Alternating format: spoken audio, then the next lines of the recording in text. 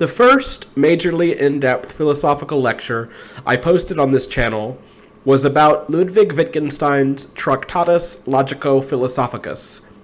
I was inspired to look into it on the basis of a particular visual novel I liked called Subarashiki Hibi, and wanted that video to in part be an homage to that visual novel. In doing so, though, I had to understand a lot about Wittgenstein's later philosophy just in order to understand the Tractatus, to the degree that I can say with any confidence that I understand such a difficult and mysterious work. And yet, my original goal was to understand and engage with the visual novel that specifically moved me, and its motifs were largely limited to the Tractatus itself. I was focused obsessively on it, and on its questions of solipsism and self-reference in particular. I'm still not sure I understand the answers to all of those questions, but I feel like I have unfinished business to do in either case, and that is the analysis of Wittgenstein's other major work that defines his later thought, the Philosophical Investigations. Now it is time to give it its due. And to the relief of some and the chagrin of others, Ayana will not be joining us this time, as Subarashiki Hibi is pretty much concerned with the Tractatus alone. So again, I plan to skip the niceties and get right into the text to the degree that I can. Wittgenstein's a fascinating figure to study, and I highly recommend that anyone interested read the biography Ludwig Wittgenstein, The Duty of Genius by Ray Monk. But let me discuss a bit of the historical background for the Philosophical Investigations. Wittgenstein published the Tractatus Logico-Philosophicus in 1921. He was convinced that he had solved all philosophical problems in it, and was thus done with philosophical work. After this, he retreated from public life and spent almost a decade working at elementary schools in rural Austria. In the year 1929, he returned to the University of Cambridge and became a lecturer, and a very idiosyncratic one. His lectures apparently often felt more like watching him think through philosophical questions alone, with the students a kind of audience that just happened to be observing. From 1936 to 1938, Wittgenstein retreated again from public life. He spent a lot of this time living in isolation in a small cabin in the remote countryside in Norway. He wrote most of the material that would evolve into the Philosophical Investigations while living in these conditions in Spartan austerity. In 1938, Nazi Germany annexed Austria. The Wittgenstein family had Jewish grandparents, but had converted to Catholicism and severed just about all Jewish cultural influences in their children's lives. His family were designated with Mischling status, meaning they were considered mongrels, not fully Jewish or Aryan. Wittgenstein became an English citizen, and most of his family followed suit by fleeing for England or for the US. He never returned to Austria. He spent the rest of his days lecturing and working on manuscripts that largely remained private. Wittgenstein was diagnosed with prostate cancer and died in 1951 at the age of 62. The Philosophical Investigations was published from his incomplete notes posthumously in 1953. The Philosophical Investigations, like all of Wittgenstein's later works, cannot be considered a complete work that appears in the form Wittgenstein ultimately wishes it would have. No philosophical work of his was completed by these standards except for the Tractatus. But we have to now ask, if Wittgenstein considered himself to have solved all philosophical problems in the Tractatus, what could have changed his mind? How did the later Wittgenstein evolve and revise the work of the early Wittgenstein? I can't sum up the entire Tractatus here. I made a video about it, and I think that this video will be most comprehensible if you watch it first. However, its essential charge is that all propositions, including those of philosophy, gain meaning insofar as they are pictures of states of affairs that may or may not be true in the world.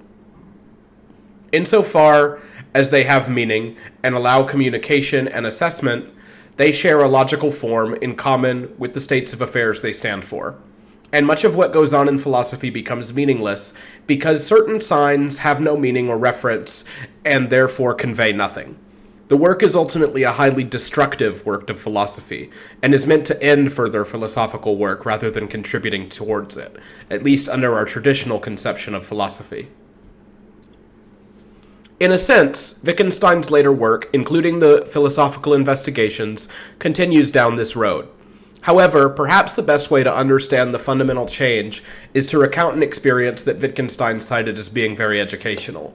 It occurred after he was talking to the economist Piero Sraffa, who had also moved to Cambridge after the fascist takeover of Italy.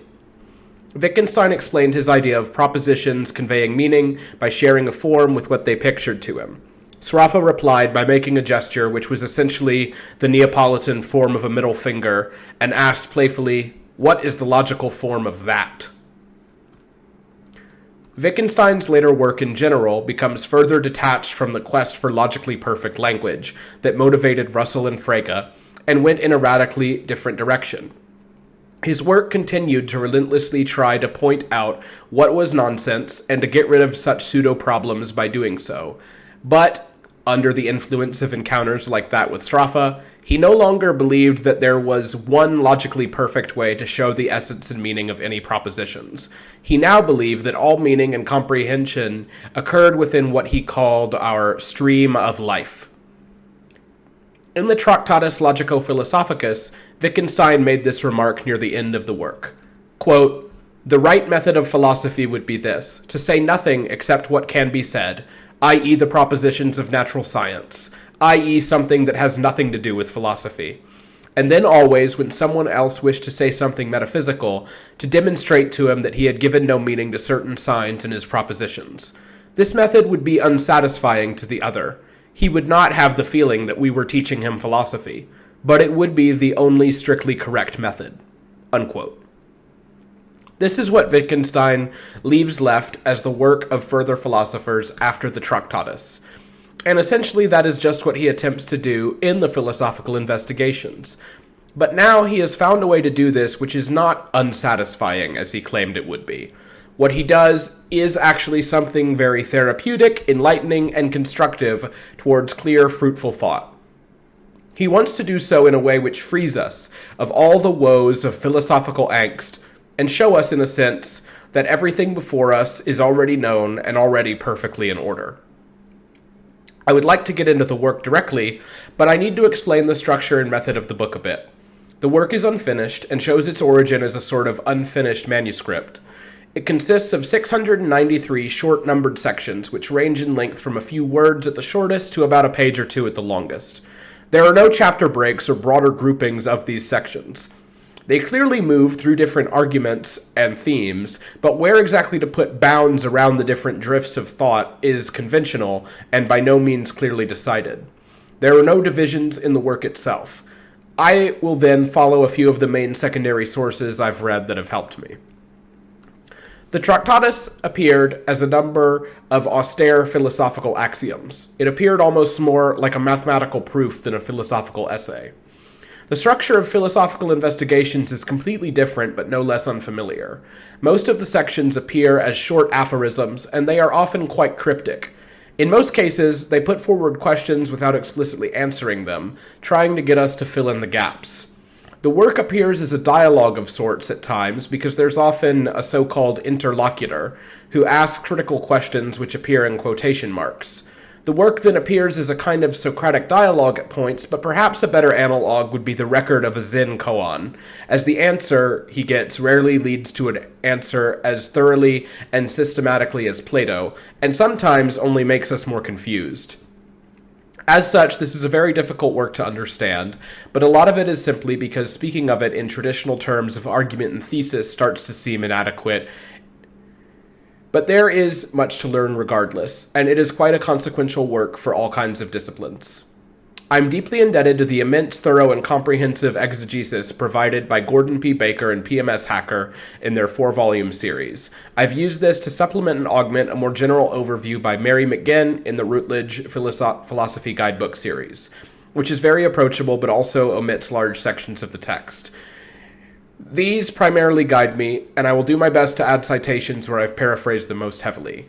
Now we may begin.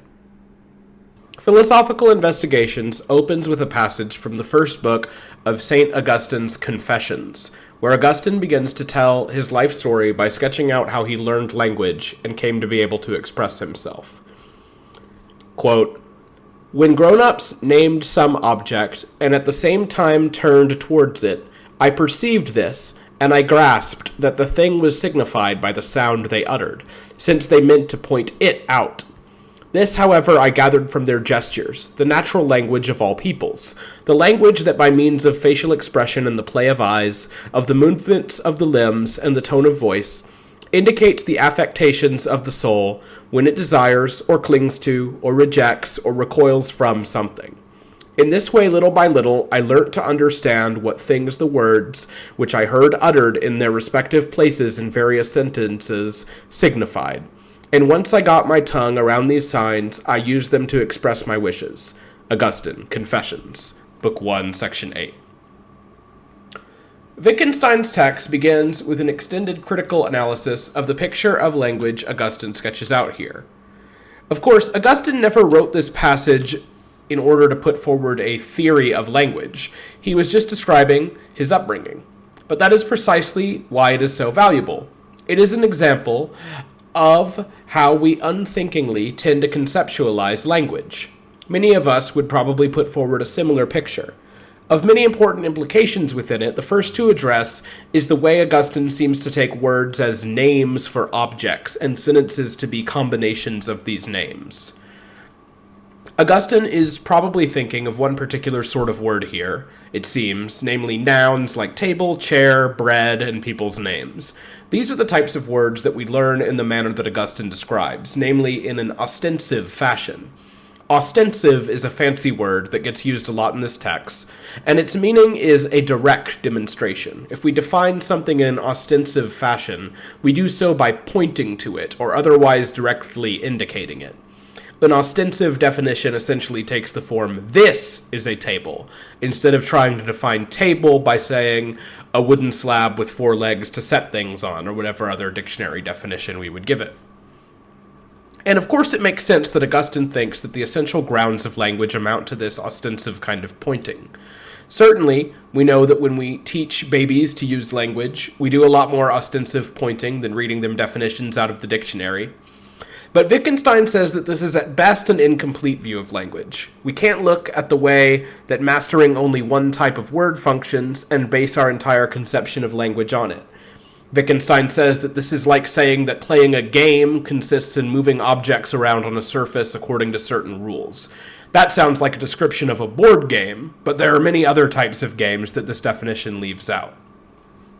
Wittgenstein now imagines what a language that is accurately described by Augustine might look like, where all words were names for objects.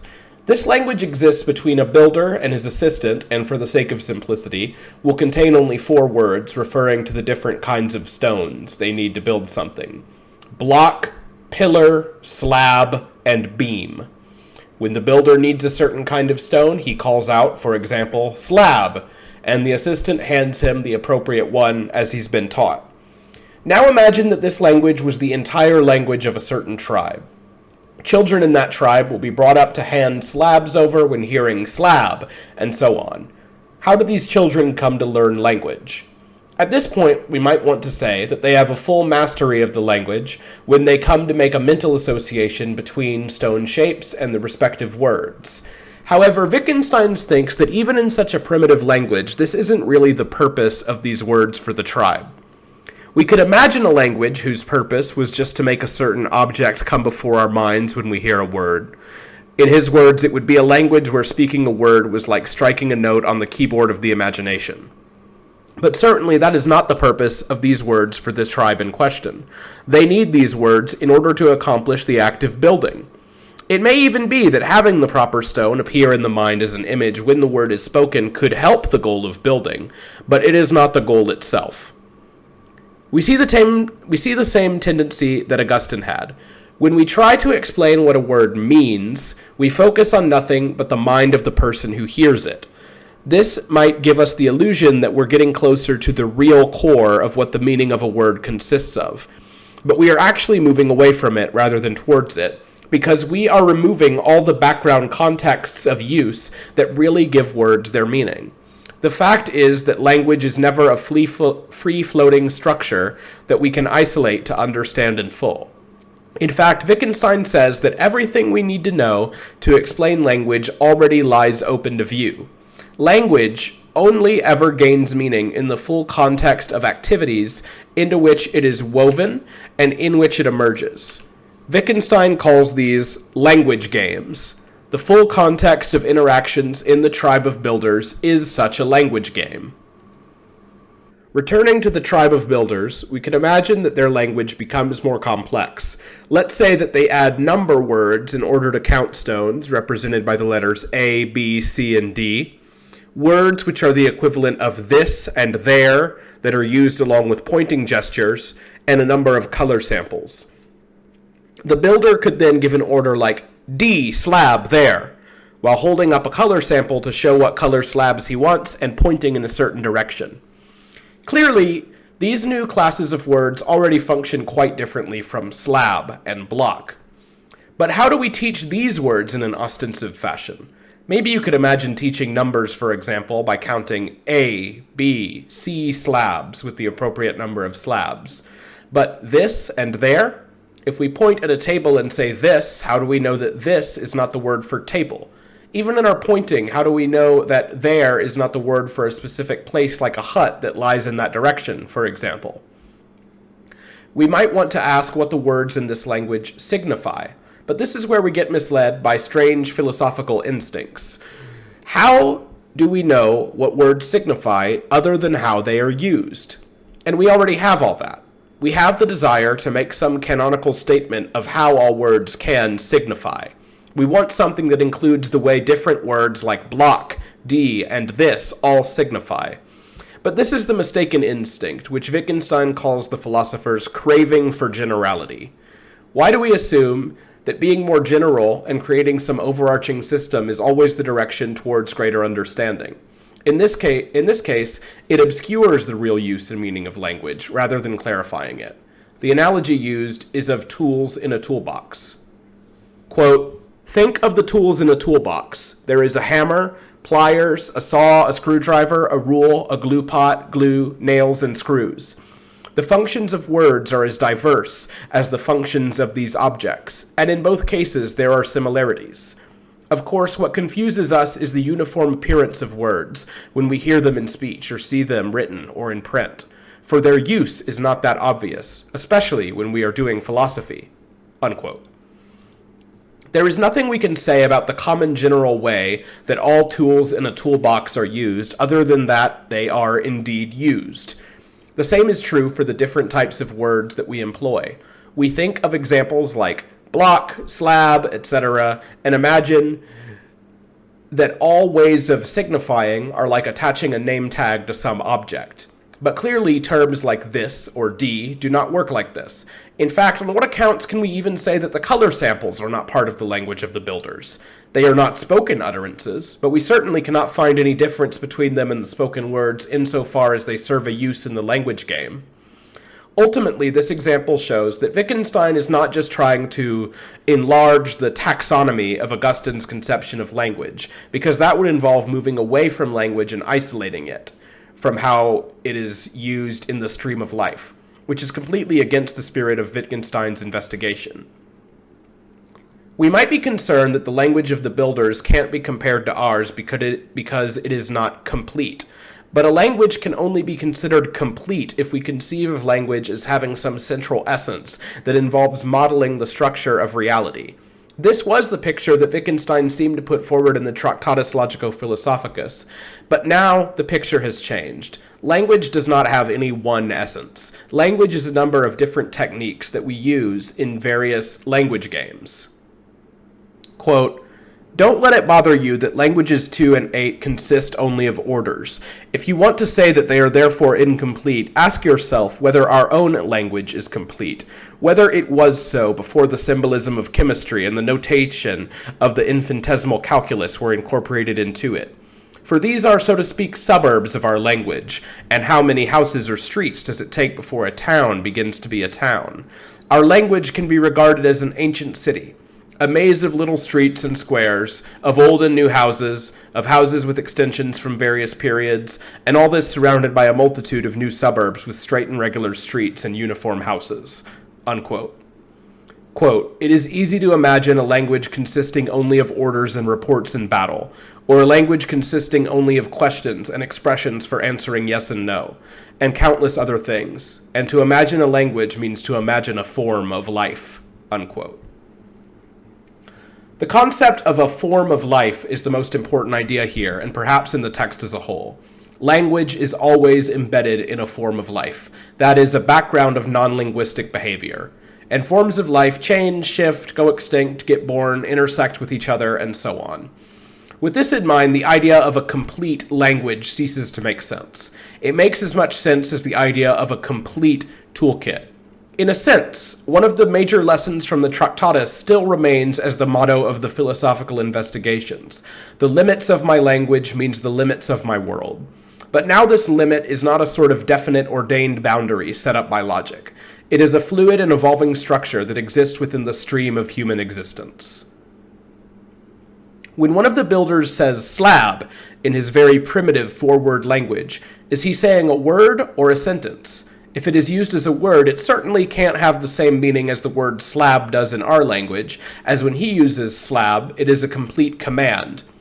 We might be tempted to say that his slab is really an abbreviated version of the sentence, "Bring me a slab." We want to say that he really means "bring me a slab." But how does slab come to mean "bring me a slab"? What is it that makes "bring me a slab" a more complete sentence than slab? That it is four words instead of one? But do these extra words float in our mind somehow if we say slab while meaning "bring me a slab"? What if there was a foreigner who did not know our language very well, but became accustomed to this command and believed that the sound sequence, "bring me a slab," was one long word, which might, for example, correspond to the word for building stone in his language? We might think that he is leaving out the conception of these other important parts of the word in his mind, while he says "bring me a slab" as one word. But do we actually have the other words conscious in our mind when we say slab and mean "bring me a slab"? All of this confusion ultimately rests on our tendency to think that there must be some inner structure in our mind which is the real meaning and form of the sentence that we mean. We are thinking of understanding or comprehension as some kind of state that exists in the subject's mind. And we want this to be what ultimately distinguishes our saying, "bring me a slab," and meaning it as four words from the foreigner who says, "bring me a slab," and means it as one word. But what distinguishes these is not what occurs inside the subject's mind, since neither we nor the foreigner will likely be focusing our attention on our grammar or syntax at this moment in the first place. Instead, what makes us ultimately mean the sentences in different ways are the forms of life that our using them occurs in. It is not anything that accompanies the words as they are said, nor even the grammatical form of the sentences they appear in. Quote, "Imagine a language game in which A asks and B reports the number of slabs or blocks in a pile, or the colors and shapes of the building stones that are stacked in such and such a place. Such a report might run 5 slabs. Now what is the difference between the report or assertion 5 slabs and the order 5 slabs? Well, it is the part which uttering these words plays in the language game. But the tone of voice in which they are uttered is likely to be different too, as are the facial expression and some other things. But we could also imagine the tones being the same, for an order and a report can be spoken in a variety of tones of voice and with various facial expressions, the difference being only in the use that is made of these words. Of course, we might also use the words assertion and command to signify a grammatical form of a sentence and a particular intonation, just as we would call the sentence, "Isn't the weather glorious today?" a question, although it is used as an assertion. We could imagine a language in which all assertions had the form and tone of rhetorical questions, or every command had the form of the question, "Would you like to?" Perhaps it will then be said, what he says has the form of a question, but is really a command. That is, has the function of a command in linguistic practice. Similarly, one says, "You will do this," not as a prophecy, but as a command. What makes it the one or the other? Unquote. When we view language merely through the lens of grammar, it appears that it functions in quite a limited way. All sentences in terms of grammar can basically be boiled down to being assertions, i.e. the sky is blue, Questions, i.e., did you eat breakfast, or commands, i.e., put your socks on. But we know that this is a completely impoverished view of all the ways we actually use language and the variety of language games that there are. Wittgenstein here gives us just a hint of it. Quote, "But how many kinds of sentence are there? Say assertion, question, and command? There are countless kinds, countless different kinds of use of all the things we call signs, words, sentences. And this diversity is not something fixed, given once and for all. But new types of language, new language games, as we may say, come into existence and others become obsolete and get forgotten. We can get a rough picture of this from the changes in mathematics. The word language game is used here to emphasize the fact that the speaking of language is part of an activity, of a form of life. Consider the variety of language games in the following examples and in others, giving orders and acting on them, describing an object by its appearance or by its measurements, constructing an object from a description, a drawing, reporting an event, speculating about the event, forming and testing a hypothesis, presenting the results of an experiment in tables and diagrams, making up a story and reading one, acting in a play, singing rounds, guessing riddles, cracking a joke, telling one, solving a problem in applied arithmetic, translating from one language into another, requesting, thanking, cursing, greeting, praying. It is interesting to compare the diversity of the tools of language and of the ways they are used, the diversity of kinds of word and sentence, with what logicians have said about the structure of language. This includes the author of the Tractatus Logico-Philosophicus." Unquote. We get lost when we try to look for the essence of certain parts of our language and ask something like, what is a question, or what is a description? But this ignores the fact that even here there are an innumerable number of ways to question or to describe in all our different language games. Describing a body's position by means of its coordinates is very different from describing a facial expression or a mood. A police detective asking questions to a murder suspect is very different from a teacher asking questions to a student. Calling all these things descriptions or questions does not make all these distinct language games any more similar to each other.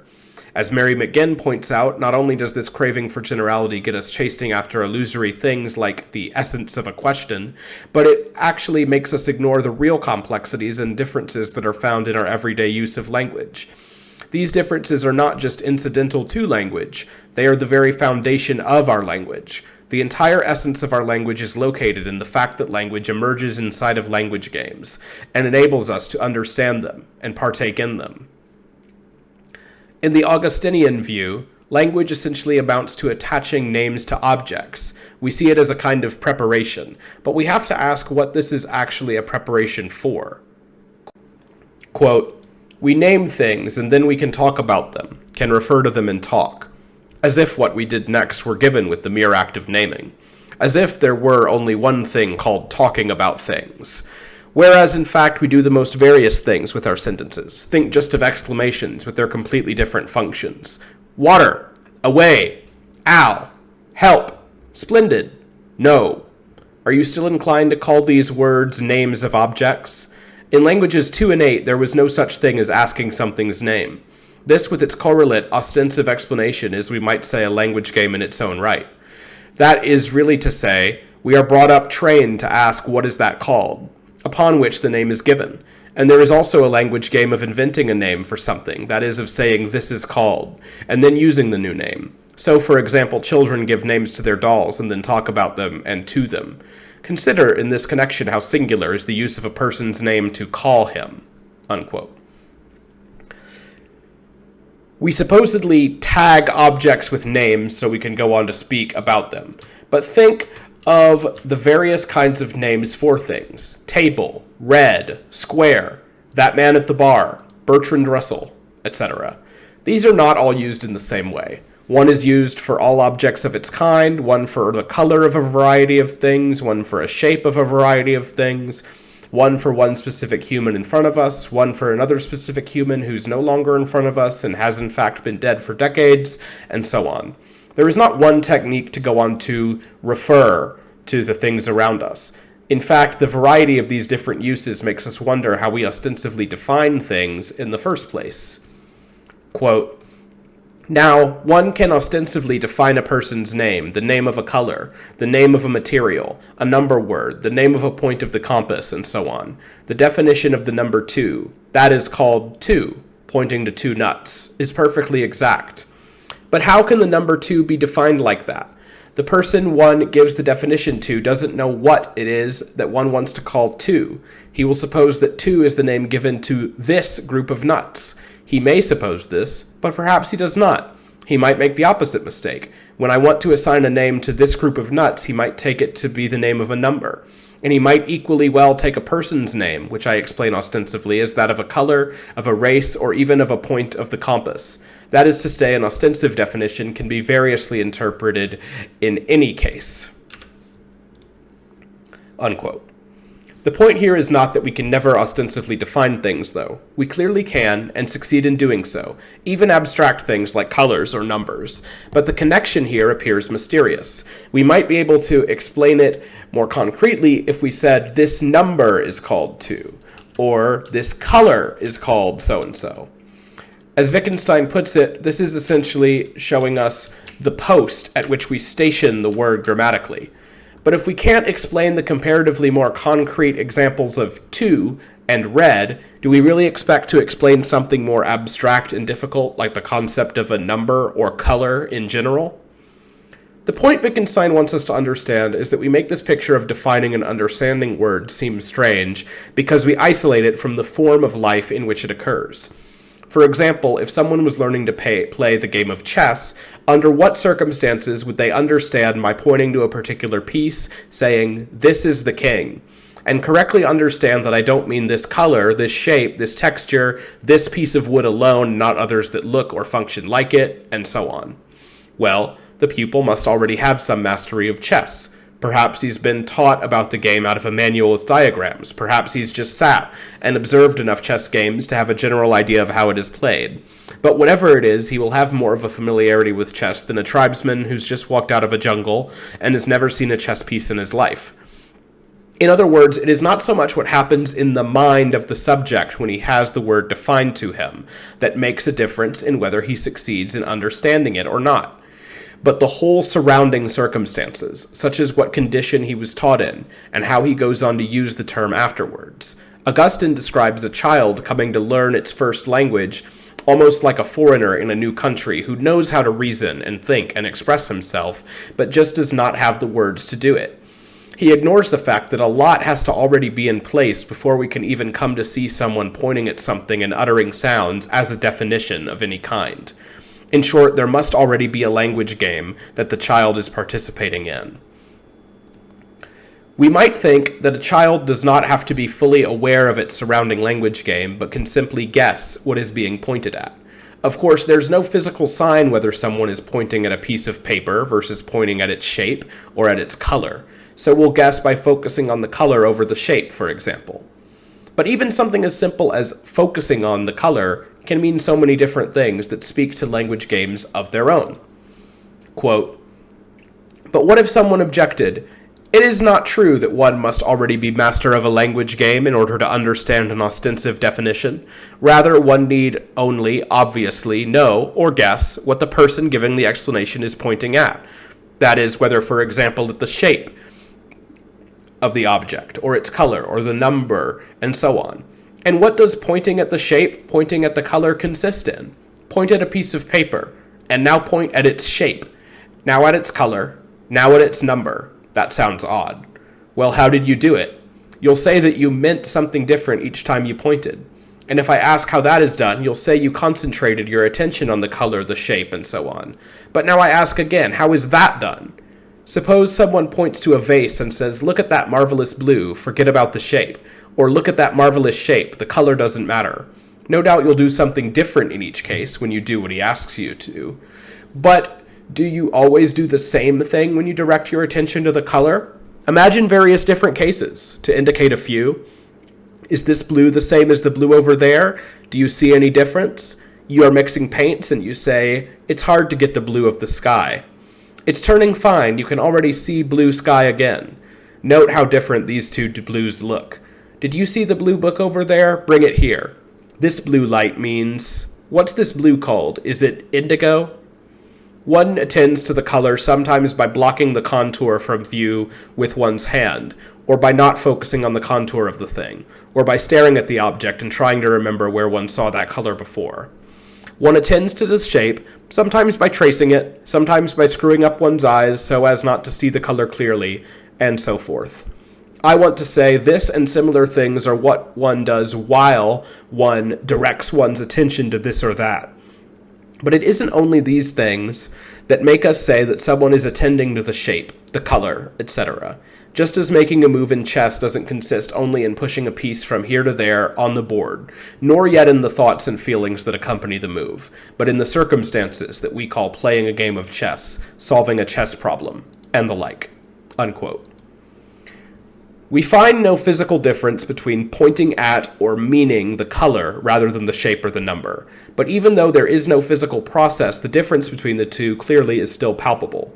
Therefore, we're tempted to imagine that there must be a different mental state or spiritual process in its place. Even if it was the case that a particular mental state did occur every time we pointed at or meant the color instead of the number, this would not be enough for us to ground the distinctions we're really after. The real distinction has to lie in what happens before and after the pointing, not in the exact moment of pointing, and it has to do with the entire form of life around us, not just in our private consciousnesses. In fact, everything we need to explain these differences already lies before us in the open, in our language. We forget this and start to invent strange metaphysical pictures instead. Wittgenstein now lingers a bit more on the concept of naming and the relation of attaching names to objects. Here he returns to some of the problems of reference that motivated Bertrand Russell and his own Tractatus Logico-Philosophicus. In his motivation to construct a fully analyzed logical language, Bertrand Russell began to explain that the names we will use to refer to things are rarely definite or certain. The only truly logically proper names could be those which have no other function in a proposition other than standing for an object. But there are very few things that have no function or meaning other than directly indicating an object. Russell thought that names like Socrates, or even nouns like chair, are really definite descriptions in disguise because their meaning can't be established independently of all other words. For Russell, it gets to the point where the only things that can be called logically proper names are indexicals, meaning words like this and that. These merely pick out the most primitive bits of sense data that we are directly acquainted with, and therefore truly do function like names, as they simply refer to what is in front of us with no connection to any other things. We are inclined to think of indexicals like this and that, now, here, I, and so on as names of objects. Wittgenstein says that this is mistaken, and thus rejects Russell's idea. And the reason comes down, again, to use. Indexicals and names, as we understand them, have very different uses. Quote, "But what, for example, does the word this name in Language Game 8, or the word that in the ostensive explanation that is called? If you don't want to produce confusion, then it is best to say, not to say that these words name anything.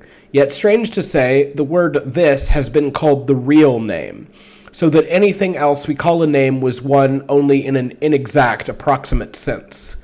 This odd conception springs from a tendency to sublimate the logic of our language, as one might put it. The proper answer to it is, we call very different things names. The word name serves to characterize many different, variously related kinds of use of a word, but the kind of use that the word this has is not among them. It is quite true that in giving an ostensive definition, for instance, we often point to the object named and utter the name. And likewise, in giving an ostensive definition, we utter the word this while pointing to a thing. And also the word this and a name often occupy the same position in the context of a sentence. But it is precisely characteristic of a name that it is explained by means of the demonstrative expression that is in, or that is called in. But do we also explain that is called this, or this is called this? This is connected with the conception of naming as a process that is, so to speak, occult.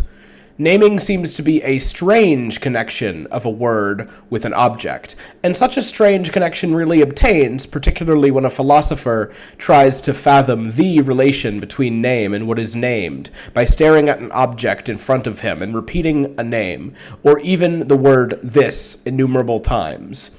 For philosophical problems arise when language goes on holiday, and then we may indeed imagine naming to be some remarkable mental act, as it were the baptism of an object. And we can also say the word this to the object, as it were address the object as this, a strange use of this word, which perhaps occurs only when philosophizing." Unquote. There appears to be some similarity between the use of names for things like colors and of indexicals like this. In an ostensive definition, we can answer what color is this by saying yellow, and what is yellow by saying this. We can often use a name and this interchangeably, like Mount Everest is tall, and this is tall. But we will take a step too far if we assume that this means that this is a name. The language games of this and a name are actually very different. For a few quick examples, this can only be used in the presence of the object that it indicates, but names can be used in the absence of what they indicate. This has no meaning without an ostensive indication, but names do have meaning apart from ostensive indications. Indexicals like this are more comparable, as PMS Hacker says, to the point of origin in a system of coordinates. They fix an index by reference to which related terms can be used that are relative to the index, like over there, yesterday, in miles away, and so on. The idea Russell adheres to is that names can be indefinite and vague, but this and that are definite. Wittgenstein's own version of this concept of logical atomism, as put forward in the Tractatus, differs from Russell in many important ways, but it also is based on the idea of reducing complex names and signs into the most simple, indestructible objects possible that can stand as they are, independent of any other state of affairs. Wittgenstein is then critiquing his own early thought as much as Russell, and his argument here is similar. The definiteness and certainty of, say, experiencing something like red, for example, ultimately happens at the level of our grammar. There are certain things which make no sense to doubt in our language game, but also make no sense to be certain of. It looks as though individual red things could exist, or not, but that the color red itself had to be eternal and indestructible. But when we say, red cannot be destroyed, this is really a statement about the use of red in our language. We mistake an understanding about its role in our language game for an understanding about some metaphysical status of red. If we say that red is unable to be defined, it means that it is unable to be defined analytically. We cannot describe it as a substance with some particular independent quality, but we can describe red in ways like saying it is the color of blood, or the color complementary to green, the color pink turns into when it gets darker and darker, as PMS Hacker says, and so on in the context of our ordinary language games. When we explain what red is, we might point to something we call red, but this does not mean we are pointing out some phantom entity called red, which is the real meaning of the term red. Our pointing does not show us some entity to which we attach a name tag. It shows us how to use the word. Until now, we've answered the problems of philosophy by dissolving them and showing that the answers we seek are already found in our language games. But an explicit definition has never been given for what a language game is. Wittgenstein never says exactly what is common to all language games and what the essential definition of a language game is. In this way, he continues to skirt around the issue that he raised in the Tractatus and pored over for so much of his career, the general form of a proposition and language. He gives no hint as to what is essential to a language game itself, but only gives examples of language games. However, for Wittgenstein, this is exactly as things should proceed in philosophy. Since we use the term language game, we should think about the word game in the first place. What is a game? What is common to all games? Quote, consider, for example, the activities that we call games. I mean board games, card games, ball games, athletic games, and so on.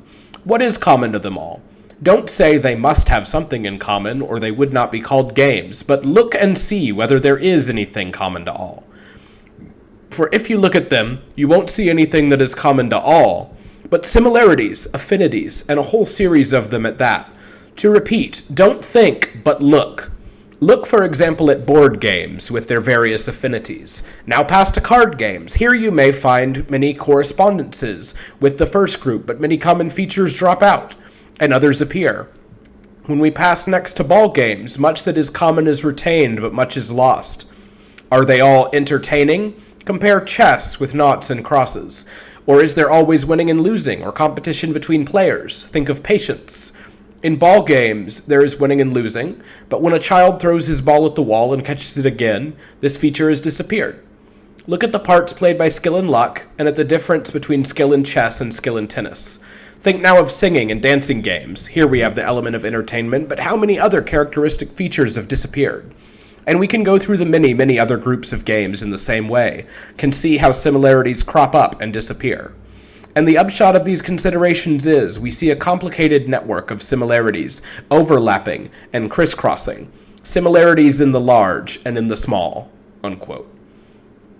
We seem unable to find any one thing common to all games, and yet the concept still makes sense to us. We still find ourselves with an intuitive idea of where game applies and where it does not. Wittgenstein's radical move is to extend this to all concepts in general. All the labor in the Tractatus to find the essential form of a proposition is now thoroughly rejected. The meaning of any concept is no longer to be thought of as an ideal, essential core of shared characteristics, but as an overlapping of similar characteristics whose edges may be blurry. But what Wittgenstein wants to show us is that the blurry edges of a concept by no means make it meaningless or useless. He compares it to the way we can speak of the members of a family resembling each other. Quote, I can think of no better expression to characterize these similarities than family resemblances. For the various resemblances between members of a family, build, features, color of eyes, gait, temperament, and so on and so forth, overlap and crisscross in the same way. And I shall say games form a family. And likewise, the kinds of number, for example, form a family. Why do we call something a number? Well, perhaps it has a direct affinity with several things that have hitherto been called number, and this can be said to give it an indirect affinity with other things that we also call numbers, and we extend our concept of number as in spinning a thread we twist fiber on fiber. And the strength of the thread resides not in the fact that some one fiber runs through its whole length, but in the overlapping of many fibers. Unquote. These family concepts can expand, contract, and evolve over time. As Hacker says, the concept of art had to expand to include things like photography and film when they were invented. The same goes for all of our concepts. When philosophers find words used in a vague manner that is difficult to unite in one way, they are tempted to fill in the gaps and sharpen up the edges by creating a clear definition. This ignores the fact that it is precisely this vagueness and blurriness that gives these words their characteristic meaning in the first place. One can draw boundaries around them for some special purposes or another, but they are not necessary for the concepts to be of use to us. In Wittgenstein's example, I don't need to be able to give a complete definition of what a plant is for someone to know what I mean when I say the ground was covered with plants. Can't we come to know what a concept is by seeing something that all examples have in common, though? The clearest example of this seems to be a color, like ochre. We will look at various pictures with something of that color and come to understand it as ochre. We might also think of showing someone various different leaves until he has a sort of schematic mental picture of what a generic leaf looks like. But in that case, how is that to be understood as a schema in the first place and not as the shape of a particular leaf? How would the ochre we have in our mind be understood as pure ochre and not some particular sample? This all comes back to how the samples are actually used, and this brings us back to the openness of the family resemblances. Wittgenstein makes it clear that a concept being open, like many concept families are, does not necessarily mean it is vague. There are some sharp boundaries in the case of numbers, for example. Cardinal numbers, rational numbers, real numbers, and so on are all clearly defined with any number providing an obvious yes or no example. And yet, the concept of a number in general remains open and has changed and expanded quite a lot as mathematics has developed. Does the idea of a concept being in some places open and in other places quite rigidly bounded seem nonsensical? It should not. Keep a game like tennis in mind. There are no rules for how high or how hard one may throw the ball, and yet there are still other definite rules that keep it bounded all the same. In fact, it seems absurd in a sense to even have an idea of a concept where we would have rules preordained for every possible situation where this term could be used. Wittgenstein gives an example of the use of the word chair. Quote, I say, there is a chair over there. What if I go to fetch it and it suddenly disappears from sight? So it wasn't a chair, but some kind of illusion. But a few seconds later, we see it again and are able to touch it, and so on. So the chair was there after all, and its disappearance was some kind of illusion. But suppose after a time it disappears again, or seems to disappear. What are we to say now? Have you rules ready for such cases? Rules saying whether such a thing is still to be called a chair? But do we miss them when we use the word chair? And are we to say that we do not really attach any meaning to this word because we are not equipped with rules for every possible application of it? Unquote. In short, this should show that understanding a sign or a concept by no means entails that there is no room for doubt in application of its rules. In fact, he claims that a fully ideal language with perfectly understood logic and no ambiguity, in a sense, would have to be a language held in a vacuum that cannot possibly exist in the real world. For there is always a possibility of rules to be reinterpreted or have their share of ambiguity. Quote, a rule stands there like a signpost. Does the signpost leave no doubt about the way I have to go? Does it show which direction I am to take when I have passed it, whether along the road or the footpath or cross country? But where does it say which way I am to follow it, whether in the direction of its finger or, for example, in the opposite one? And if there were not a single signpost but a sequence of signposts or chalk marks on the ground, is there only one way of interpreting them? So I can say that the signpost does, after all, leave room for doubt. Or rather, it sometimes leaves room for doubt, and sometimes not. And now this is no longer a philosophical proposition, but an empirical one. Unquote. In this broad sweep, we get a number of meta-level remarks on the overall method and goal of this text, and Wittgenstein's later philosophy in general. It might have made more sense to put this section at the beginning of the book, but much of it also now makes more sense after having seen the method at work. Much of this is still based on a critique of the philosophical method of the Tractatus Logico-Philosophicus. Particularly, it is based on a critique of the idea that logic states the single essence of language. But Wittgenstein's change here is more radical than may have been clear up until now. For him, this has to be replaced by a study of how we actually use our language in everyday existence. But this ultimately means that in a successful application of this technique, there will be no new knowledge and no answers to philosophical problems whatsoever. Most of this section consists of explaining this method and its value over and over in a number of pithy, almost koan-like aphorisms. What is that method? A grammatical investigation. What this means is something more broad than grammar in the sense of proper rules for constructing sentences and conjugating words and so on. It means a look at how words are used and how language is practiced, which of course becomes related to an understanding of the forms of life they emerge in. We have to be reminded of what we already know about how we use words. When we try to set up some elaborate picture of a philosophical problem like what is thought, we are setting up a theoretic model that suddenly seems mysterious, but we know exactly how words like thought should be used in our everyday speech. And for Wittgenstein, that is what their real meaning ultimately is. The whole direction in his later philosophy is the reverse of how we normally consider philosophy to go. He leads us away from theory and back towards the everyday. Quote, the more closely we examine actual language, the greater becomes the conflict between it and our requirement. For the crystalline purity of logic was of course not something I had discovered, it was a requirement. The conflict becomes intolerable. The requirement is now in danger of becoming vacuous. We have got onto slippery ice where there is no friction, and so in a certain sense the conditions are ideal. But also just because of that we are unable to walk. We want to walk, so we need friction. Back to the rough ground. Unquote. What would the point be in doing something like this? What value does philosophy have if this is its goal? Well, it wouldn't be anything like the traditional picture of the goal of philosophy. It wouldn't be anything like the goal of science, which is the accumulation and discovery of new knowledge. The method, Wittgenstein says, is essentially therapeutic. The goal is to relieve us of the burden of strange models of the world we start to construct, because most of these are really empty and don't make any connection with what they're meant to explain in the first place. They are usually distorted images we come to have on the basis of being misled by our language. In an ideal application of this method, then, all philosophical problems should completely disappear. And then, in the words of the Tractatus, there is no question left, and just this is the answer. This shift is so radical that Wittgenstein feels the need to spend a long time sketching it out through a number of aphorisms, and I'll give a selection of the ones I find most helpful and thought-provoking. Quote, "It was correct that our considerations must not be scientific ones. The feeling that it is possible, contrary to our preconceived ideas, to think this or that, whatever that may mean, could be of no interest to us, the pneumatic conception of thinking, and we may not advance any kind of theory. There must not be anything hypothetical in our considerations. All explanation must disappear, and description alone must take its place. And this description gets its light, that is to say its purpose, from the philosophical problems.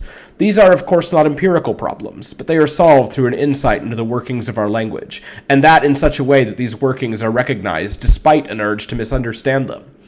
The problems are solved not by coming up with new discoveries, but by assembling what we've long been familiar with. Philosophy is a struggle against the bewitchment of our understanding by the resources of our language." Unquote.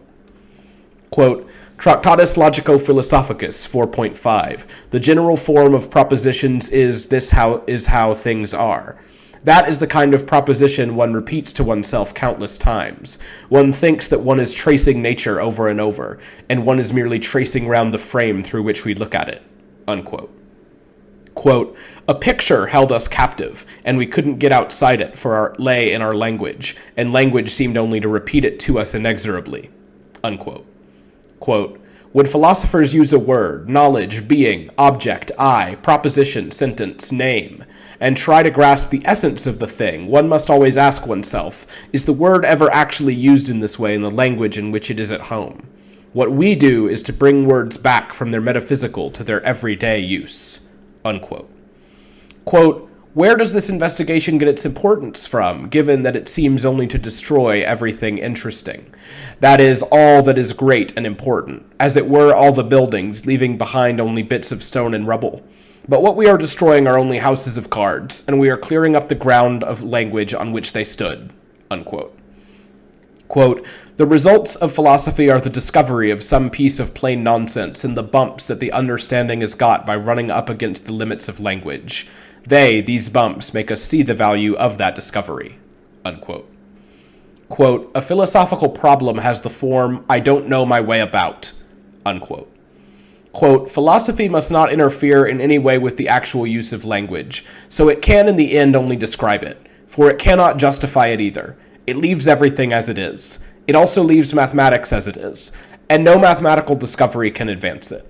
A leading problem of mathematical logic is for us a problem of mathematics like any other." Unquote. Quote, "Philosophy just puts everything before us and neither explains nor deduces anything. Since everything lies open to view, there is nothing to explain, for whatever may be hidden is of no interest to us. The name philosophy might also be given to what is possible before all new discoveries and inventions." Unquote. Quote, "The work of the philosopher consists in marshalling recollections for a particular purpose." Unquote. Quote, "If someone were to advance theses in philosophy, it would never be possible to debate them because everyone would agree to them." Unquote. Quote, "We don't want to refine or complete the system of rules for the use of our words in unheard of ways, for the clarity that we are aiming at is indeed complete clarity, but this simply means that the philosophical problems should completely disappear." Unquote.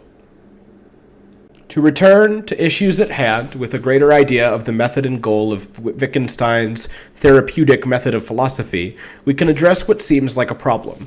How do we come to understand a word or concept if the meaning of it is found in its use? When we think of our process of understanding, it seems that it happens in an instant. However, the use of a word has to happen over the course of time. When I understand a word, like cube, does the whole range of possible uses somehow come before my mind in a flash? We are tempted to think so. We might think that there is a certain use that becomes ordained in our mind that directs and compels all our future use of this word.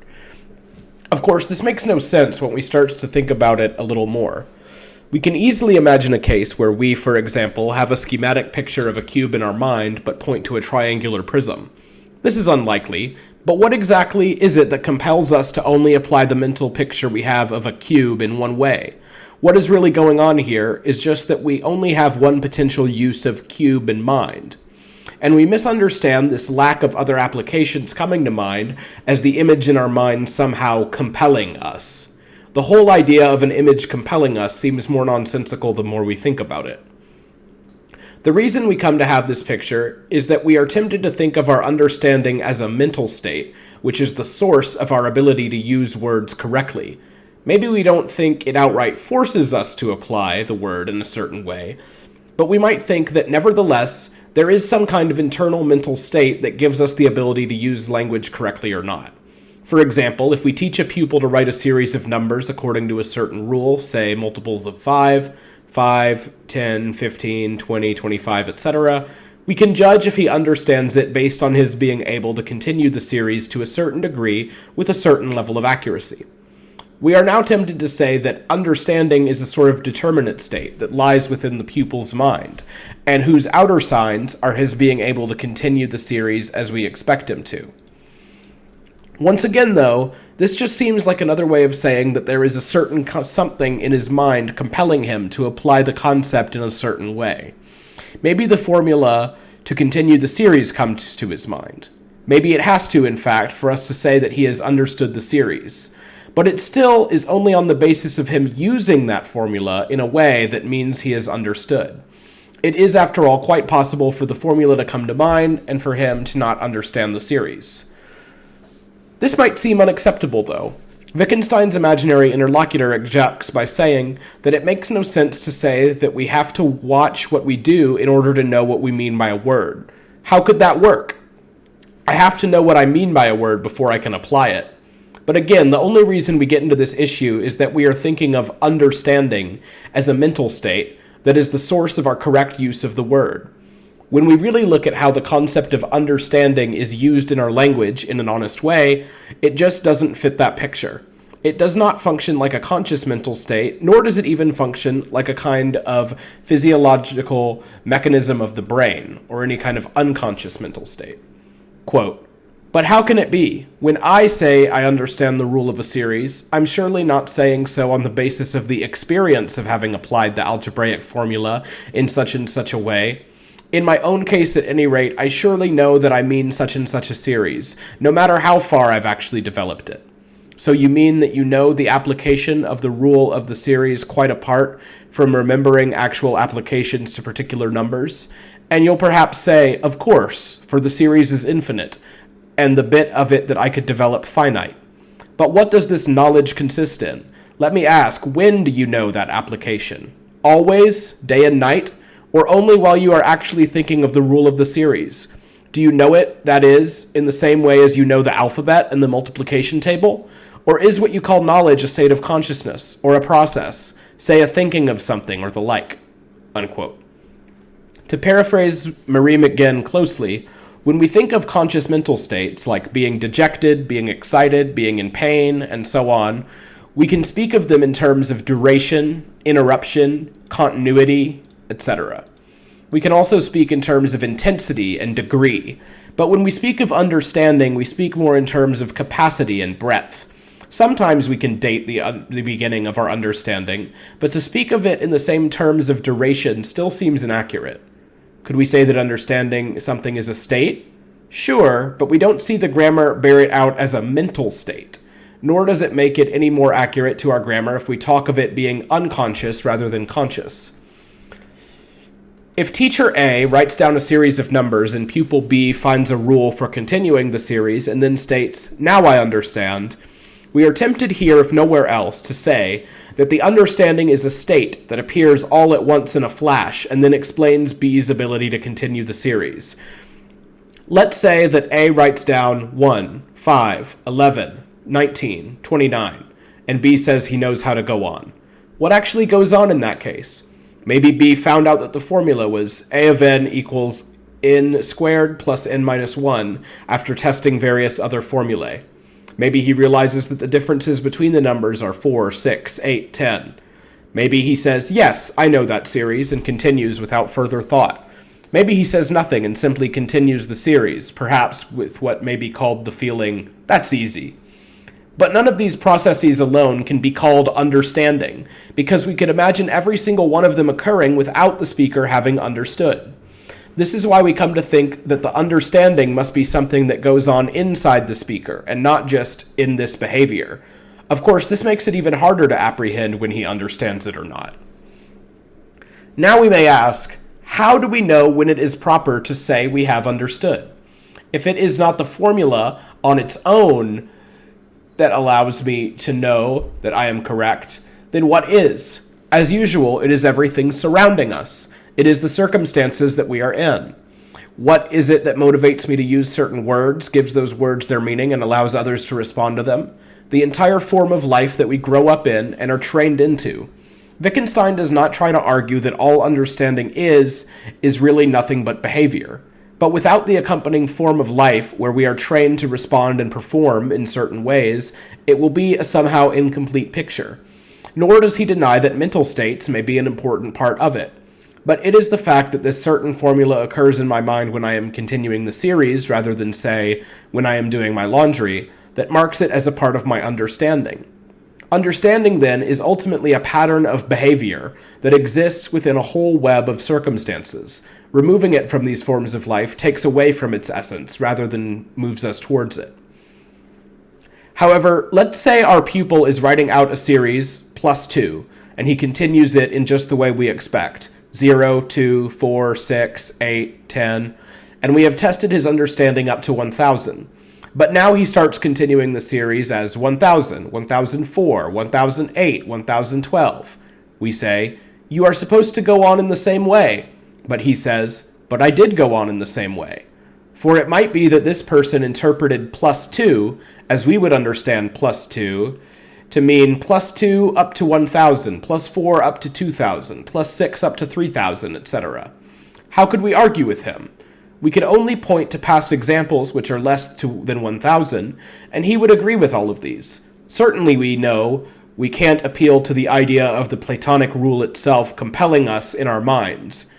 In that case, Wittgenstein says that it would be as hard to argue against his interpretation as a person who naturally reacted to a pointing hand by looking in the direction from fingertip to wrist rather than from wrist to fingertip.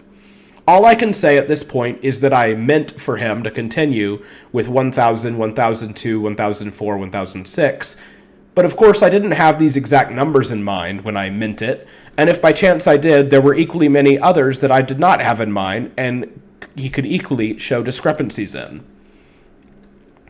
This case is chosen for the apparent exactitude and certainty that a mathematical series implies, but it can be generalized to things like the use of words as well. How was I able to prescribe all possible uses of plus 2 when I meant it? How am I able to prescribe all possible uses of the word cube, for example, when I understand it? Again, though, we only get confused here because we think of our meaning or knowing the infinite numbers in the series or the infinite amount of uses of the word cube as something that is somehow already present in the moment of meaning or understanding. The fact is that we do mean all instances of plus 2, or all uses of cube, but they do not need to come to our mind for this to be the case. How can this happen? In the same way that we can say, I want to play chess without all the rules of the game of chess coming before our mind in an instant.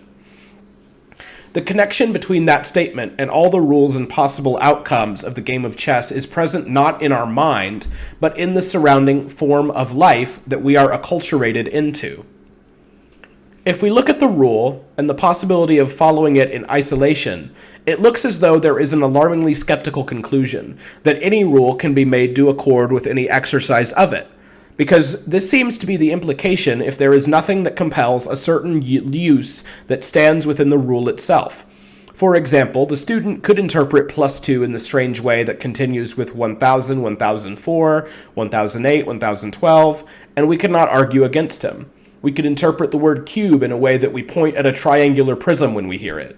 This problem, however, only occurs when we make the very philosophically natural, but in fact strange choice to isolate an interpretation of a rule from all the forms of life that accompany it. Quote, "Is what we call following a rule something that it would be possible for only one person only once in a lifetime to do?" And this is, of course, a gloss on the grammar of the expression to follow a rule. It is not possible that there should have been only one occasion on which only one person followed a rule.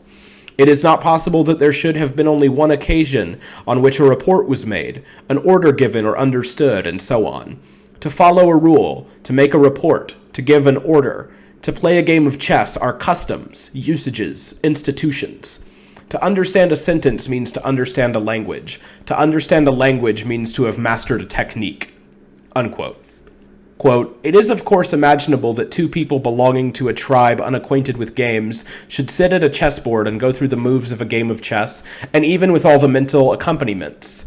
And if we were to see it, we'd say that they were playing chess.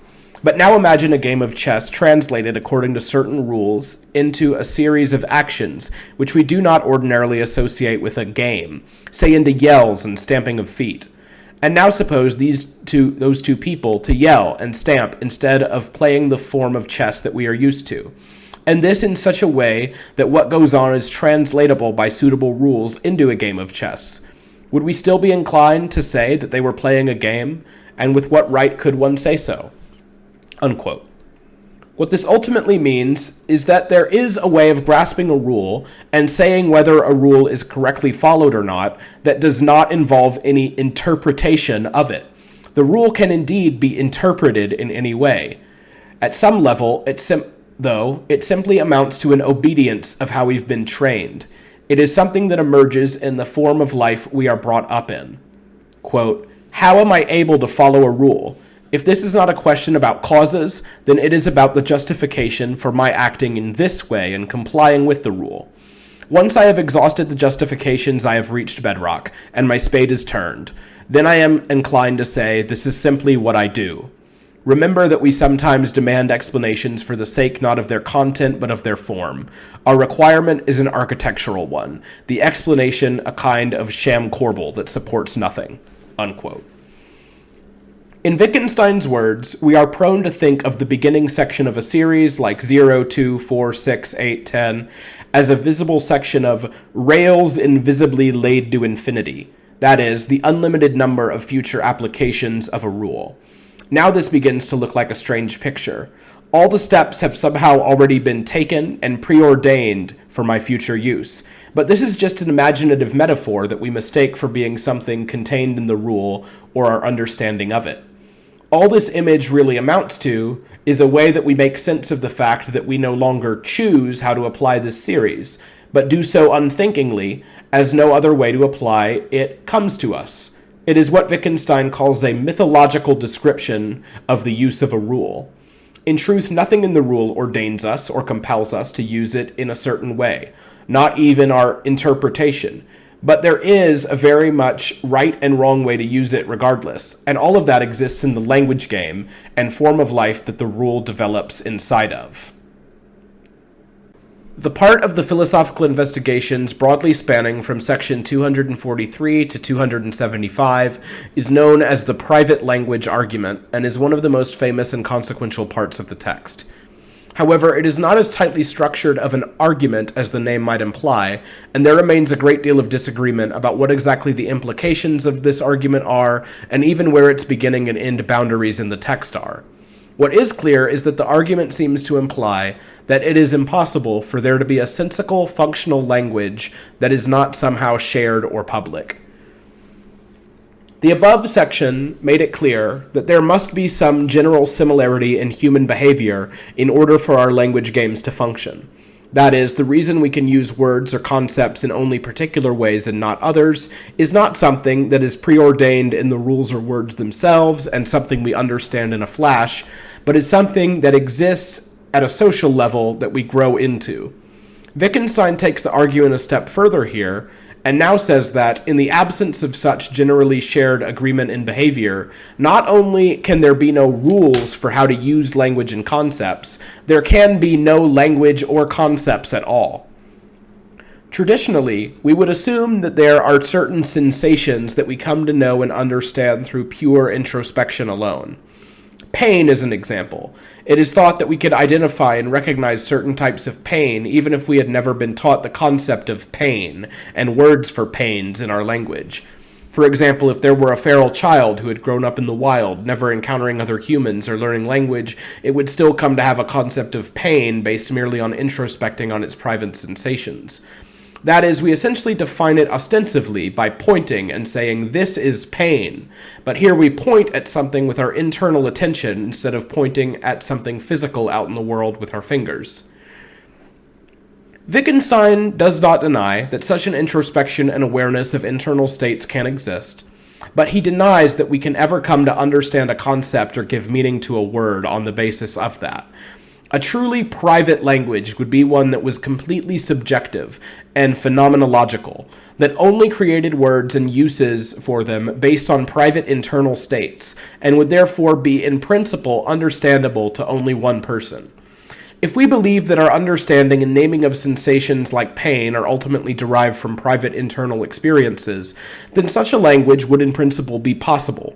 But Wittgenstein says that since even concepts like pain are understood via public forms of life, such a private language is impossible.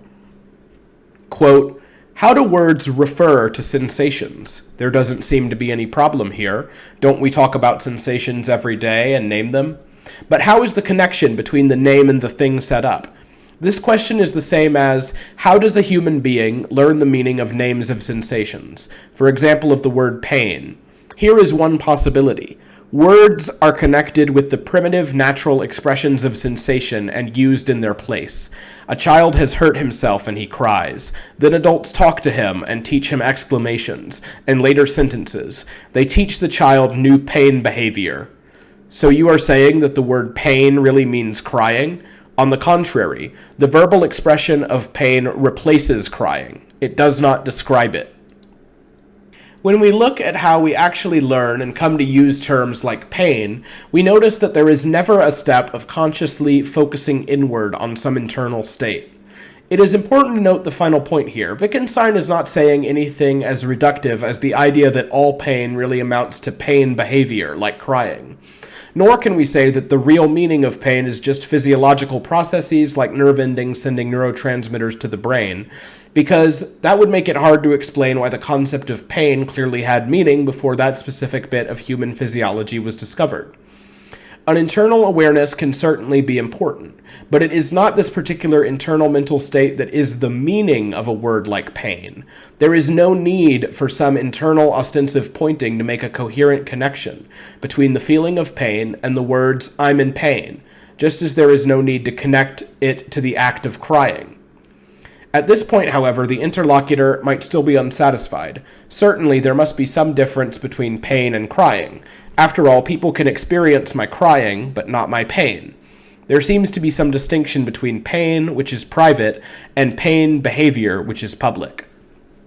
Quote, in what sense are my sensations private?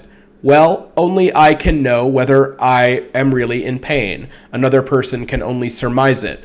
In one way, this is false, and in another, nonsense. If we are using the word know as it is normally used, and how else are we to use it, then other people very often know if I'm in pain. Yes, but all the same not with the certainty with which I know it myself. It can't be said of me at all, except perhaps as a joke, that I know I'm in pain. What is it supposed to mean, except perhaps that I am in pain? Other people cannot be said to learn of my sensations only from my behavior, for I cannot be said to learn of them. I have them. This much is true. It makes sense to say about other people that they doubt whether I am in pain, but not to say it about myself." Unquote. Ultimately, there is a distinction to be drawn between what is private and public here, but we get misled when we think of pain as being some object that is only accessible for the subject who feels it. The difference is actually all found in the grammar and not in the actual internal states. We can say I'm in pain as a way to express pain, like when we cry, but we cannot express pain by saying she's in pain. We cannot learn of our own pain, but others can. Others can doubt if I'm in pain, but I cannot. This is where the distinction lies. That distinction we are trying to make by saying that my pain is something private is not something I learn through direct empirical perception of some internal state. It is something I learn and come to express through the distinct grammar we use to refer to sensation concepts versus behavior concepts.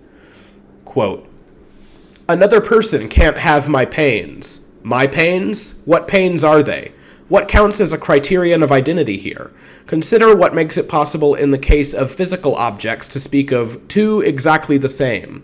For example, to say this chair is not the one you saw here yesterday, but is exactly the same as it. Insofar as it makes sense to say that my pain is the same as his, it is also possible for us both to have the same pain. And it would also be conceivable that two people feel pain in the same, not just the corresponding place.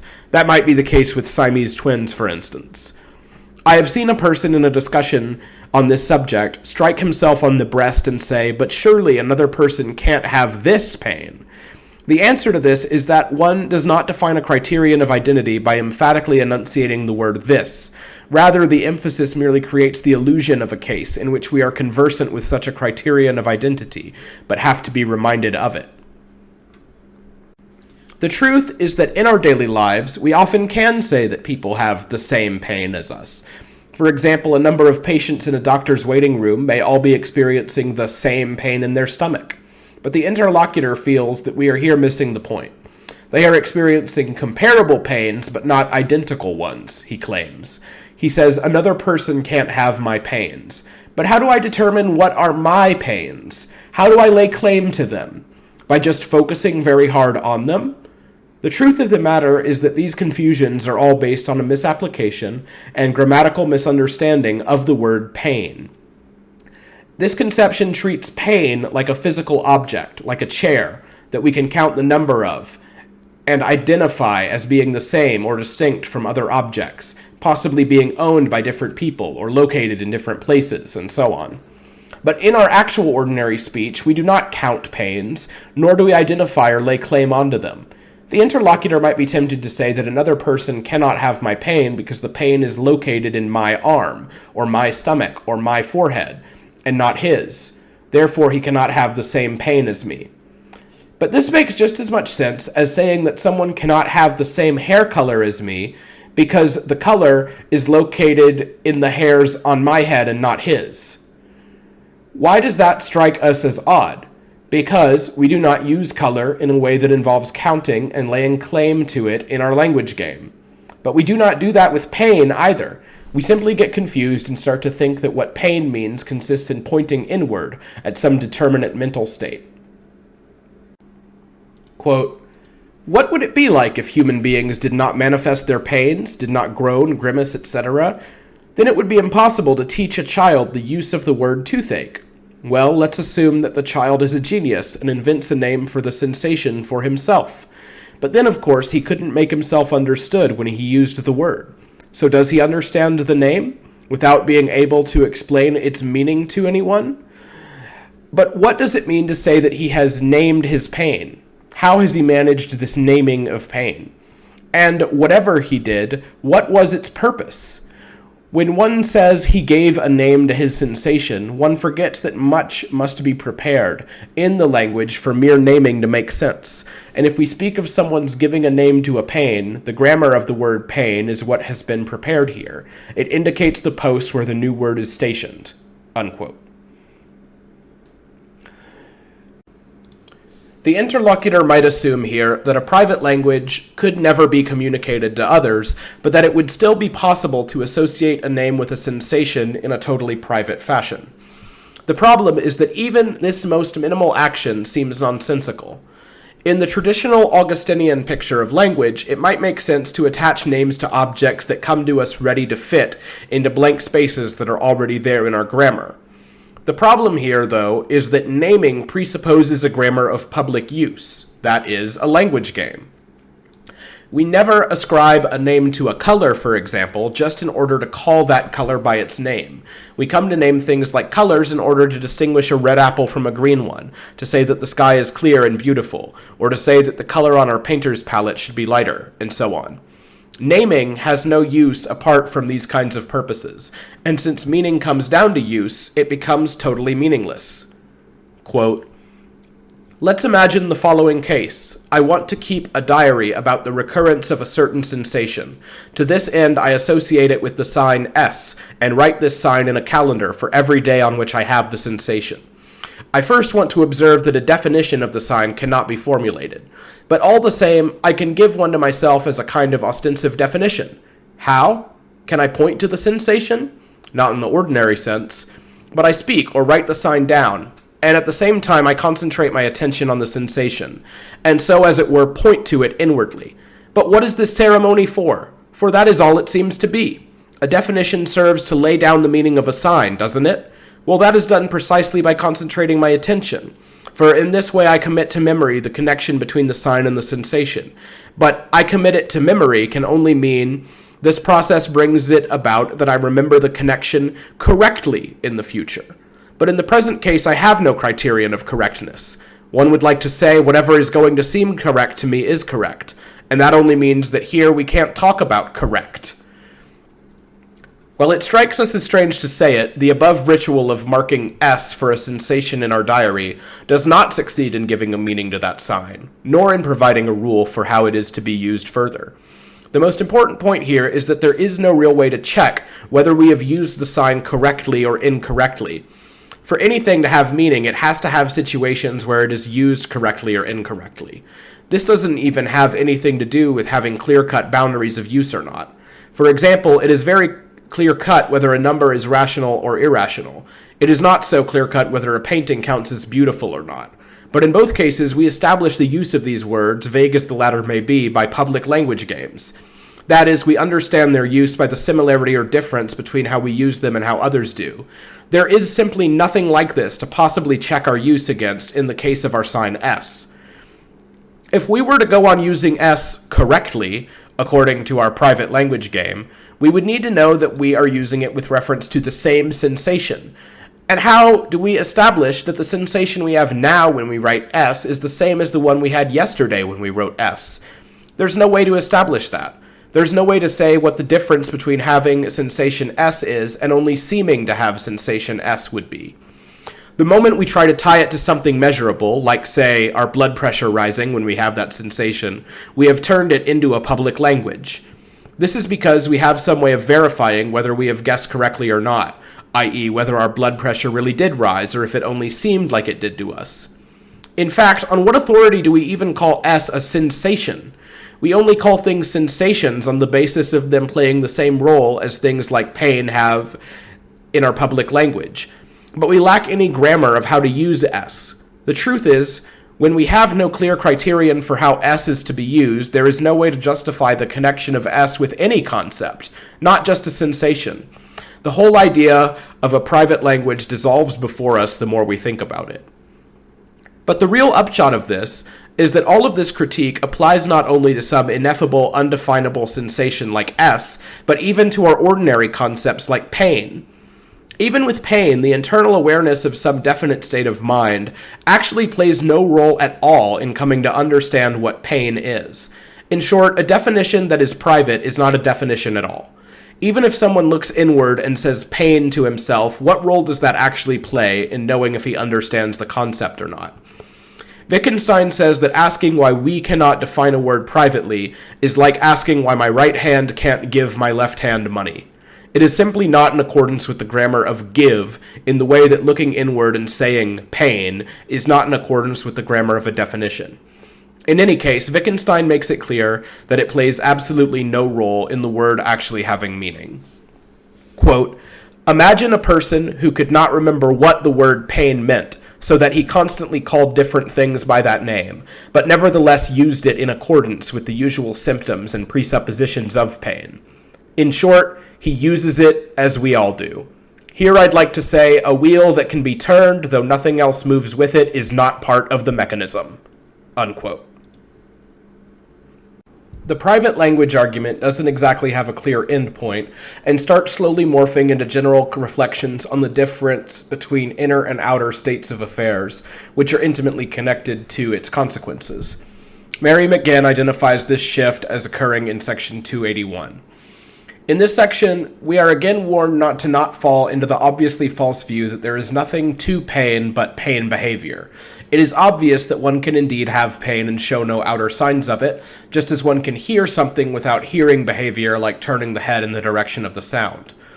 What Wittgenstein says instead is that these concepts of pain, hearing, consciousness, and so on are clearly bound up with human forms of life and incomprehensible outside of them. Quote, "But doesn't what you say amount to this, that there is no pain, for example, without pain behavior?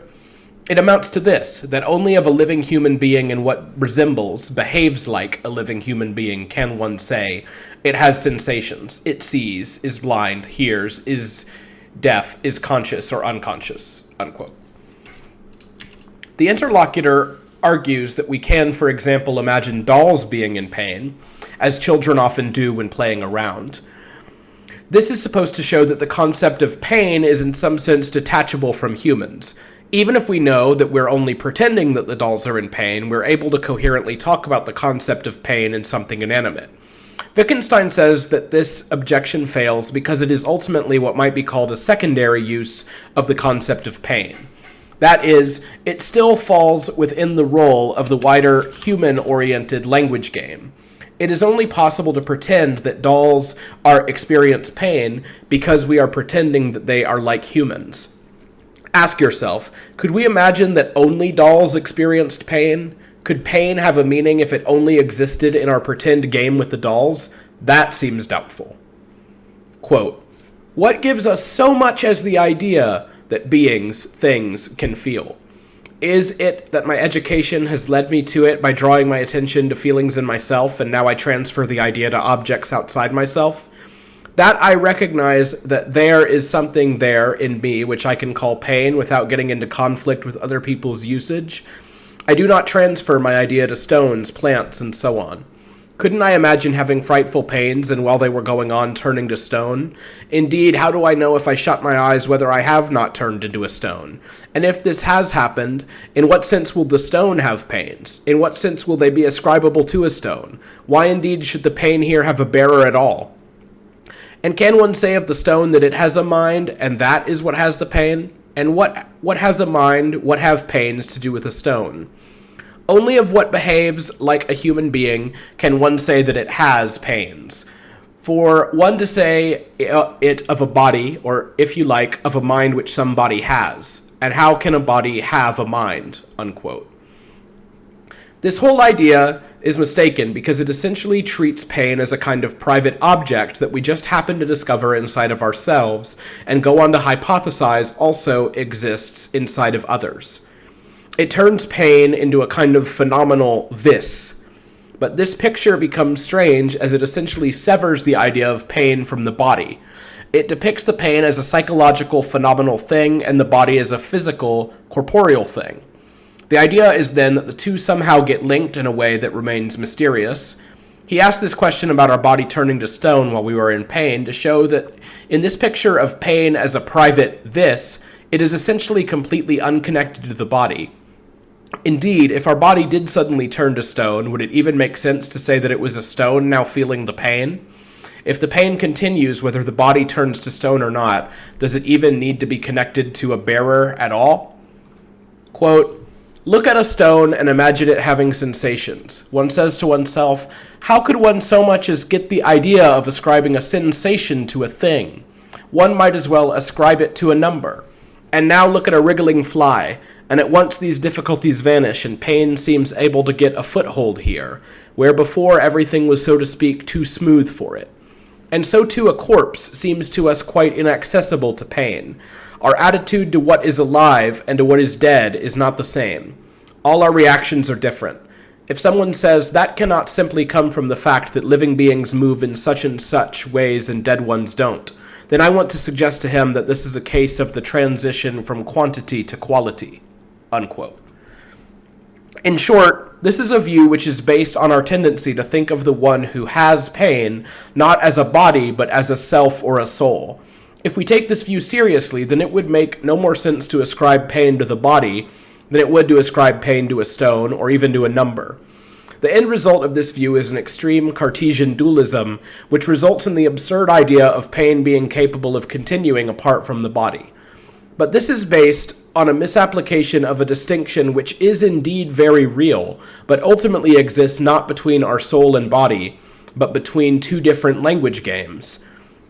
Namely, there is a difference between the distinct language games we use when talking about living objects and those we use when talking about inanimate ones. We say that I have a pain, or he feels pain, and not my stomach has a pain, or his ear feels pain. We are tempted by our grammar to assign the I or he in these sentences to something like a soul, and then we get into a hairy situation where we imagine the idea of pain being separate from the body. But all the distinctions we need are in our grammar already. We speak differently of living things and non-living things because of the different forms of life we exist with them in. And these distinct language games between discussing living and non-living things is the bedrock of our explanation. We might be hesitant to give up on the idea that there really is some form of inner identification going on that guides my use of the word pain. It seems that we need to be able to justify our use of the word. But as Wittgenstein says, to use a word without justification is not to use it wrongly.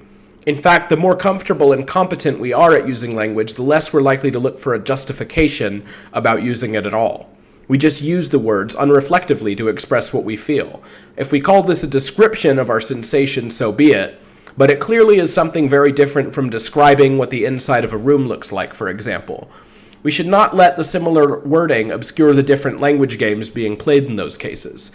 We might think that it is impossible to know if other people really experience what I do by pain, and thus wonder how communication and mutual intelligibility is possible. To which Wittgenstein gives his most famous metaphor in the text, the beetle in the box. Quote, "If I say of myself that it is only from my own case that I know what the word pain means, must I not say that of other people too? And how can I generalize the one case so irresponsibly? Well, everyone tells me that he knows what pain is only from his own case. Suppose that everyone had a box with something in it which we call a beetle.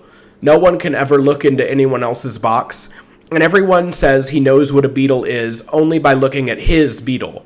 Here it would be quite possible for everyone to have something different in his box. One might even imagine such a thing constantly changing. But what if these people's word beetle had a use nonetheless? If so, it would not be as the name of a thing. The thing in the box doesn't belong to the language game at all, not even as a something, for the box might even be empty. No, one can divide through by the thing in the box. It cancels out whatever it is. That is to say, if we construe the grammar of the expression of sensation on the model of object and name, the object drops out of consideration as irrelevant." Unquote. We try to ground the distinction between pain and pain behavior by construing pain as a private object, but when we do so, the object itself drops out as irrelevant. In fact, all the distinctions we are looking for between internal and external only exist at the level of our language games. At this point, Wittgenstein says that someone who is still obsessed with finding this private something is like someone who sees a picture of a pot with steam coming out of it and feels that we cannot understand the picture until we see what is boiling inside the pot. And this is absurd. We understand that it is a picture of a boiling pot based on the significance of the juxtaposition of steam with a pot, not on our knowing anything about what is inside of it. It is very difficult to get us to be satisfied with the distinction between our inner and outer, and even of psychology versus behavior, as existing at the level of our grammar, but ultimately that is where they exist most fully. We simply set up elaborate mythologies around them, and that is where we get into philosophical confusion. The remainder of the philosophical investigations appears much more spotty, and receives far less attention in terms of commentary. It becomes much harder from this point on to sketch out explicit arguments to the degree that we can meaningfully speak of them in this text at all. The text becomes much more fragmentary and indistinct, and yet, there is quite a lot here. Everything leading up to this point is still more or less only the first half of the philosophical investigations. So I will do my best to trace the arguments here, but much here is harder to discern. I follow Gordon P. Baker and PMS Hacker's commentary quite closely for much of what I say here, and I've done my best to include a citation for many of the examples I take from their work.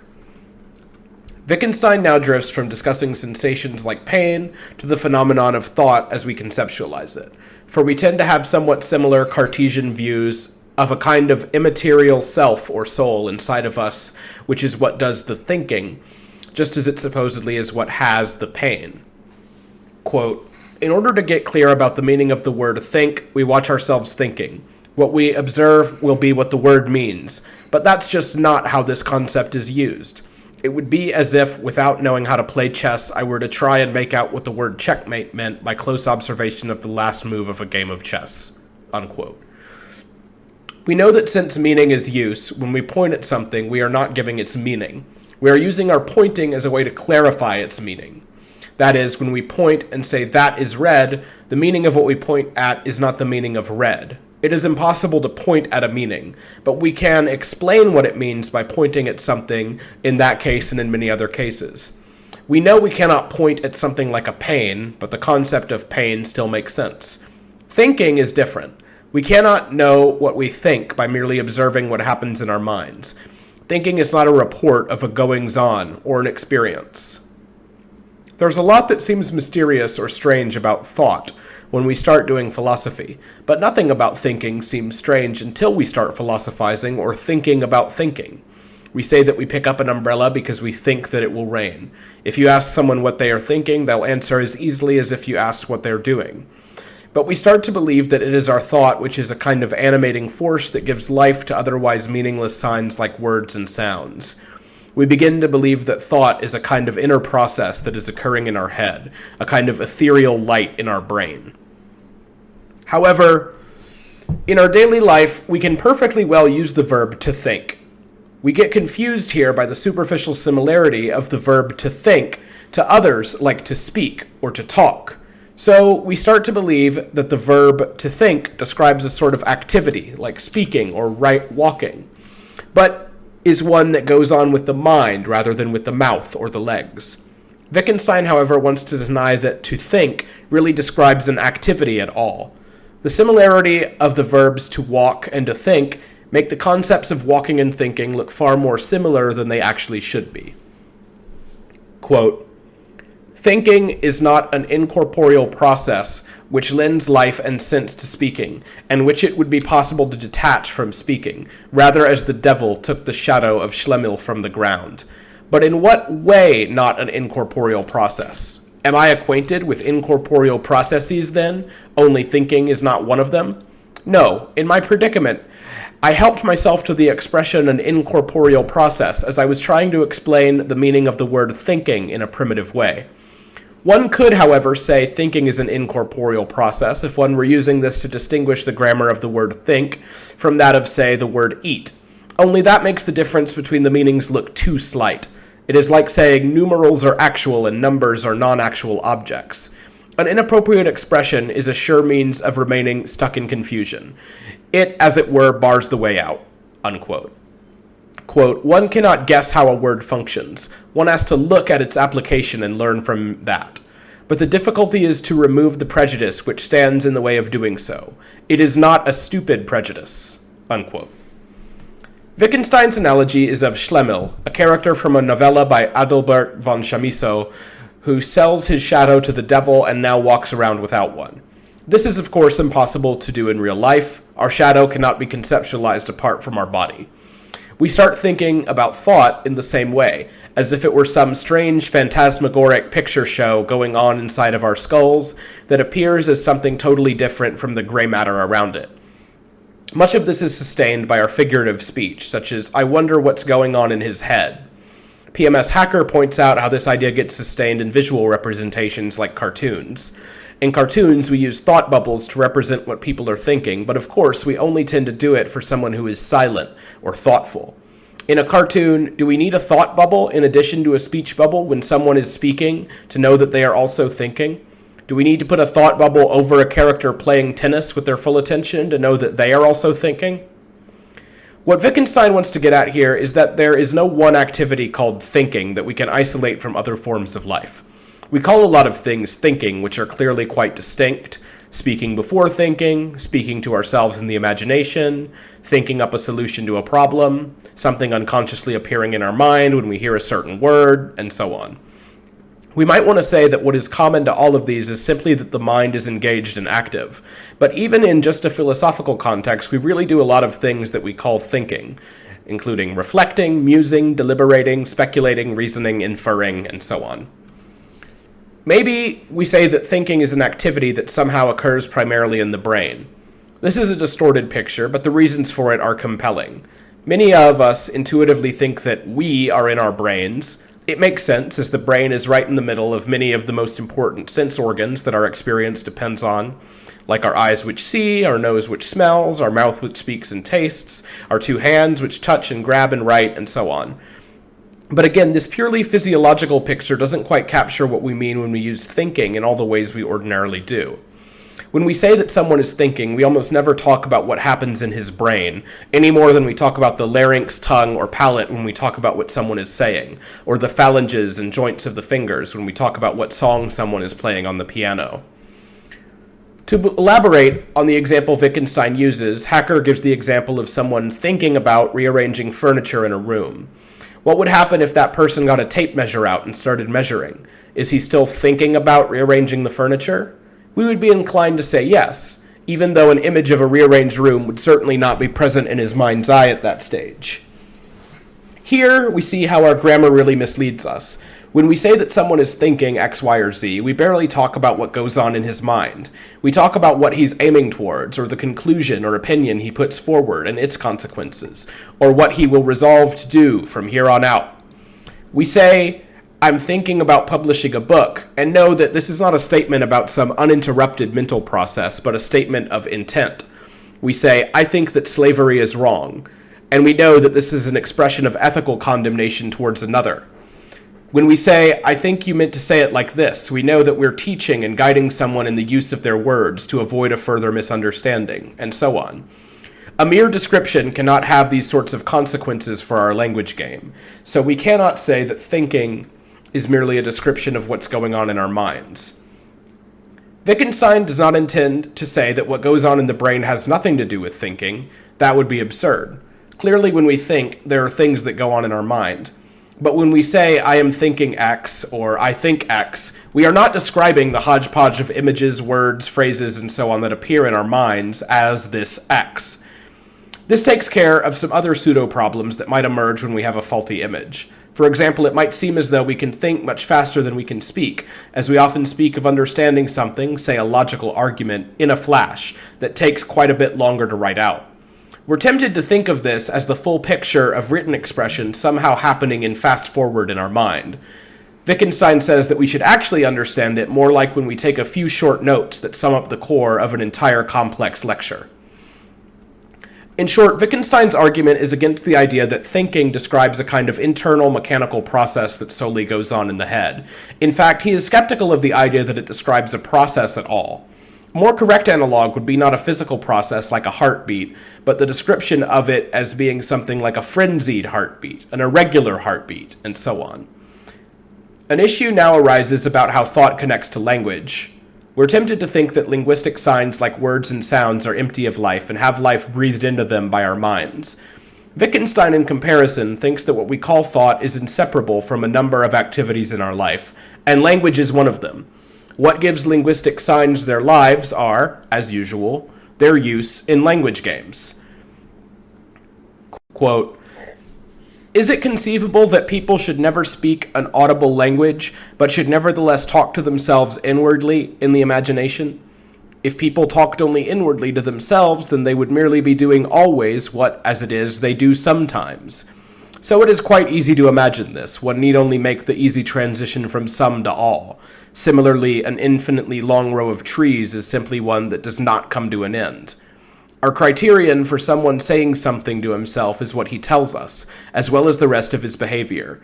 And we say that someone talks to himself only if, in the ordinary sense of the words, he can talk. And we do not say it of a parrot or of a gramophone. Unquote. Quote, but surely a machine cannot think? Is that an empirical statement? No. We say only of a human being and what is like one that it thinks. We also say it of dolls, and perhaps even of ghosts. Regard the word to think as an instrument, unquote. Quote, the chair is thinking to itself. Where? In one of its parts? Or outside its body? In the air around? Or not anywhere at all? But then what is the difference between this chair's talking silently to itself and another one's doing so next to it? But then how is it with man? Where does he talk to himself? How come that this question seems senseless, and that no specification of a place is necessary, except just that this man is talking silently to himself, whereas the question of where the chair talks silently to itself seems to demand an answer? The reason is we want to know how the chair is supposed to be like a human being, whether, for instance, its head is at the top of the back, and so on. What is it like to talk silently to oneself? What goes on there? How am I to explain it? Well, only in the way in which you can teach someone the meaning of the expression to talk silently to oneself. And we do learn the meaning of that as children. Only no one is going to say that the person who teaches it to us tells us what goes on here, unquote. This is another mistaken image that occurs, that we think in language. Do words appear in our head? Yes, we do talk to ourselves in our heads often. But Wittgenstein argues here that we make an illegitimate leap when we say that because some things in our head take the form of an interior saying, that all mental activity must have this model. We might feel that our interior talking is essentially the same as exterior talking, just with the direction reversed. We know, for example, that when we attempt to speak in a language we are not very used to, we often pause to translate our words from our first language and sometimes get awkward phrasing as a result.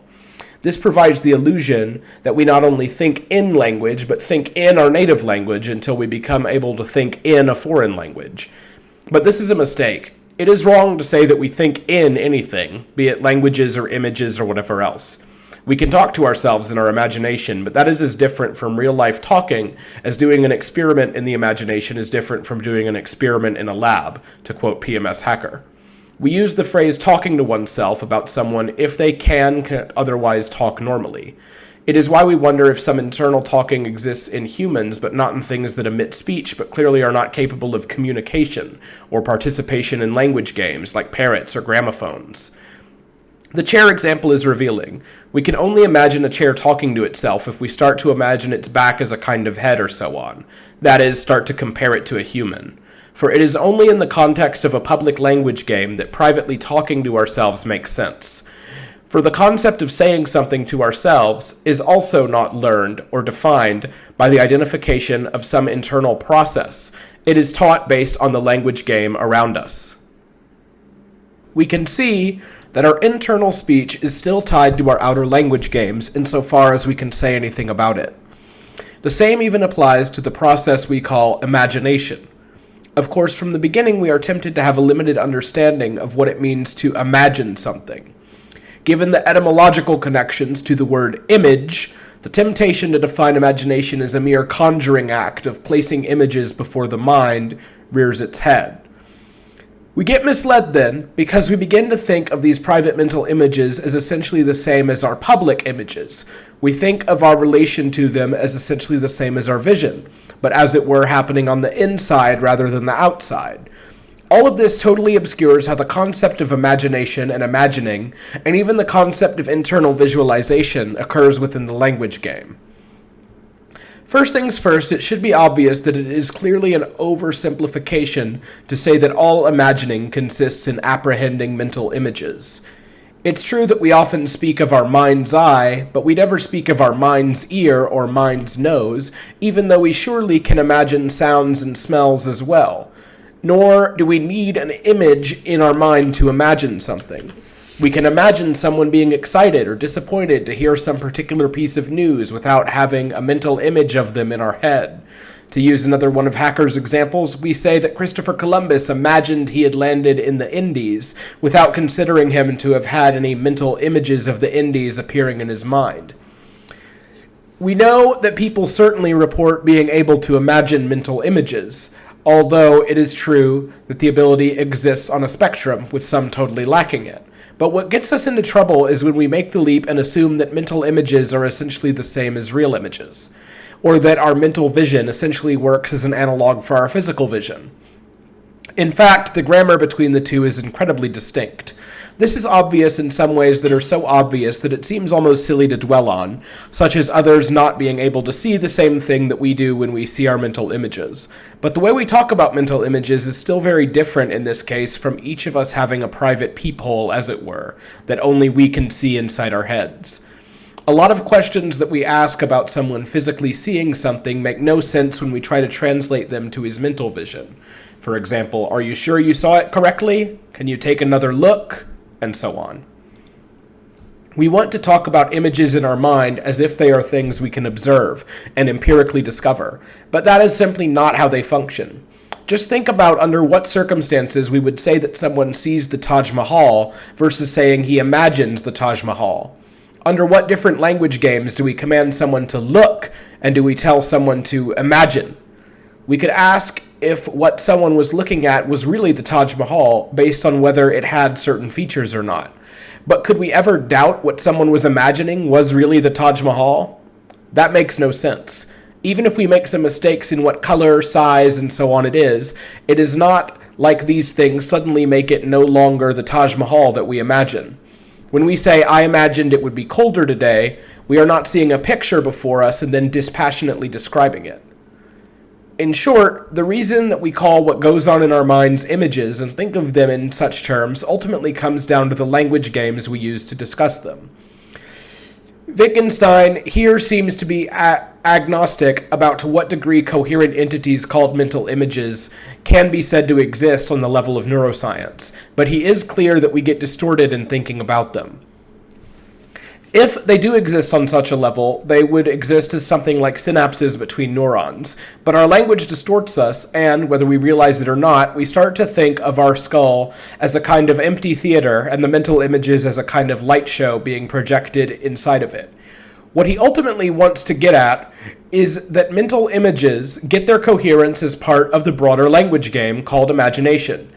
And what we can say about them ultimately has to amount to their grammatical use. He gives some pithy aphorisms to sum up this attitude in a way that applies to the whole endeavor in a general way. Quote, grammar tells us what kind of object anything is. Theology as grammar, unquote. Quote, how do I recognize that this is red? I see that it is this, and then I know that that is what this is called. This? What? What kind of answer to this question makes sense? You keep on steering towards an inner ostensive explanation. I could not apply any rules to a private transition from what is seen to words. Here the rules really would hang in the air, for the institution of their application is lacking. Unquote. Quote, how do I recognize that this color is red? One answer would be, I have learnt English. Unquote. Quote, you learned the concept pain in learning language. Unquote. Wittgenstein here also makes note of the fact that when we talk about imagination in our daily lives, we almost never use it in a way that is concerned with what goes on in the mind alone. We are interested in imagination that serves some purpose.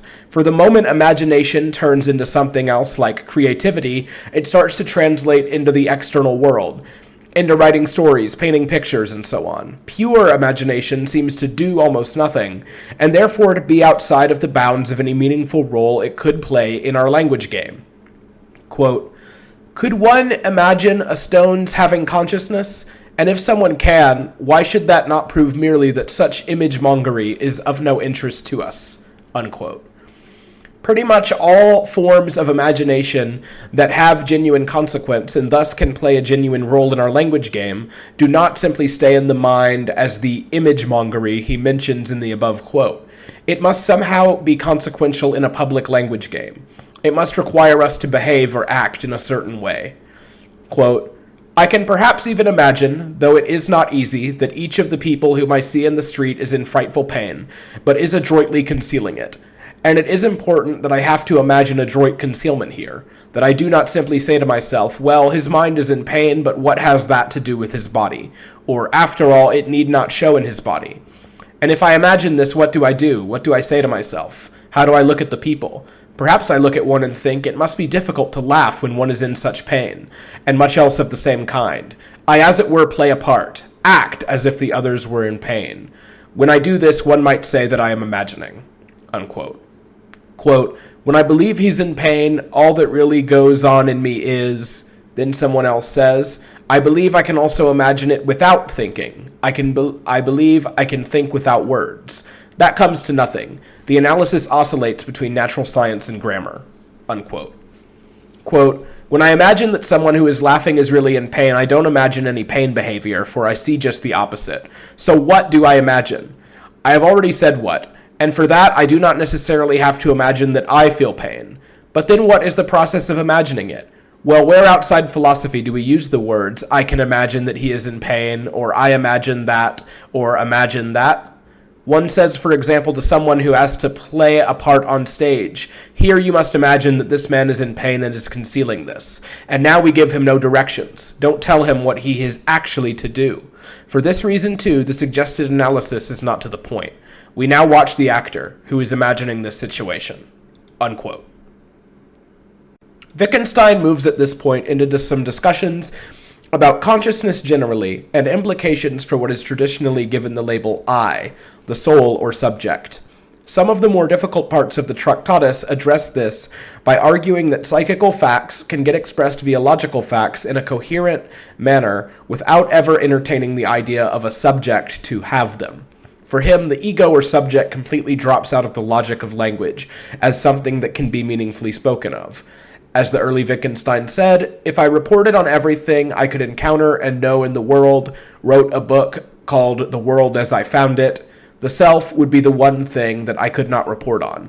I would isolate all the parts and processes of my body, and the thing called a self would, as he said, shrink to an extensionless point with nothing to say about it. A similar theme returns in this part of the philosophical investigations. As should be predictable at this point, ultimately Wittgenstein wants to show that the questions of the self or ego rest on a confusion in our grammar, and that the idea of consciousness exists entirely at the level of our language games. But we might be confused because we can certainly say that when we encounter the words, gestures, facial expressions, movements, and so on of others, they have significance to us. What does it mean when we take someone's facial expression as friendly? Certainly, we are only seeing certain physical features of the face alone. How do we see the friendliness in the impression? This seems to only make sense as long as we can have some access to some private mental object that is ours and ours alone. Quote, but when I imagine something, or even actually see objects, surely I have got something which my neighbor has not. I understand you. You want to look about you and say, at any rate, only I have got this. What are these words for? They serve no purpose. Indeed, can't one add, there is here no question of a seeing, and therefore none of a having, nor of a subject, nor therefore of the I either? Couldn't I ask, in what sense have you got what you are talking about, and saying that only you have got it? Do you possess it? You do not even see it. Don't you really have to say that no one has got it? And indeed it's clear, if you logically exclude other people's having something, it loses any sense to say that you have it. But what are you then talking about? It's true I said that I knew deep down what you meant, but that meant that I knew how one thinks to conceive this object, to see it, to gesture at it, as it were, by looking and pointing. I know how one stares ahead and looks about one, in this case, and the rest.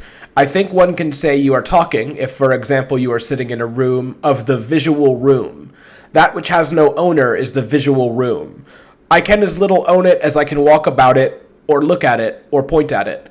Insofar as it cannot belong to anyone else, it doesn't belong to me either. Or again, insofar as I want to apply the same form of expression to it as to the material room in which I sit, it doesn't belong to me. Its description need not mention an owner. Indeed, it need not have an owner. But then the visual room cannot have an owner. For, one might say, it has no master outside of it and none inside it either. Think of a picture of a landscape, an imaginary landscape with a house in it. Someone asks, whose house is that? The answer, by the way, might be, it belongs to the farmer who is sitting on the bench in front of it. But he then cannot, for example, step into his house. Unquote. Quote, one could also say, surely the owner of the visual room has to be of the same nature as it, but he isn't inside it, and there is no outside. Unquote. This difficult passage gets at the idea that if there is such a thing as a physical room, then we must have some private impression of it as well, a visual room. I must be able to describe this visual room to another, but I alone can have access to it. If I'm looking at the same object as someone who is colorblind, we will clearly be having a very different visual impression, even if what we are looking at has not changed. And certainly we can understand what someone means when they talk about their visual impression of something. But what is this visual impression, if not something I can point to, look at, or so on? The whole concept of a visual impression makes no sense when we try to treat it like an object. And if that is the case, what sense does it make to say that it belongs to anyone, much less to us? In truth, the visual impression is not anything we can talk about that a subject can relate to. What we call our visual impression is ultimately something that exists just in order for us to say, I see. When I say that my visual impression is one way or another, it's just a way of saying that I see something or the other. What seems like a discovery of some private mental object is really just a way of speaking about our experiences in our language game. Quote, "The visual room seemed like a discovery, as it were, but what its discoverer really found was a new way of speaking, a new comparison, and one could even say a new experience." Unquote. Quote, "You interpret the new conception as the seeing of a new object. You interpret a grammatical movement that you have made as a quasi-physical phenomenon which you are observing. Remember, for example, the question, are sense data the stuff of which the universe is made? But my expression, you have made a grammatical movement, is not unobjectionable. Above all, you have found a new conception, as if you had invented a new way of painting, or again a new meter, or a new kind of song." Unquote. When I say that I have a visual impression, I do nothing more than express how something struck me. Now that we realize that we cannot give some ownership to the sense impression, we might be tempted to say that this means that the self is nothing but a bundle of perceptions, or that it is a logical construction made out of sense data, or that it is a limit of the world but not something inside of it. But really, these pictures only occur when we get away from our everyday language, just as much as the idea of the self as a Cartesian soul does.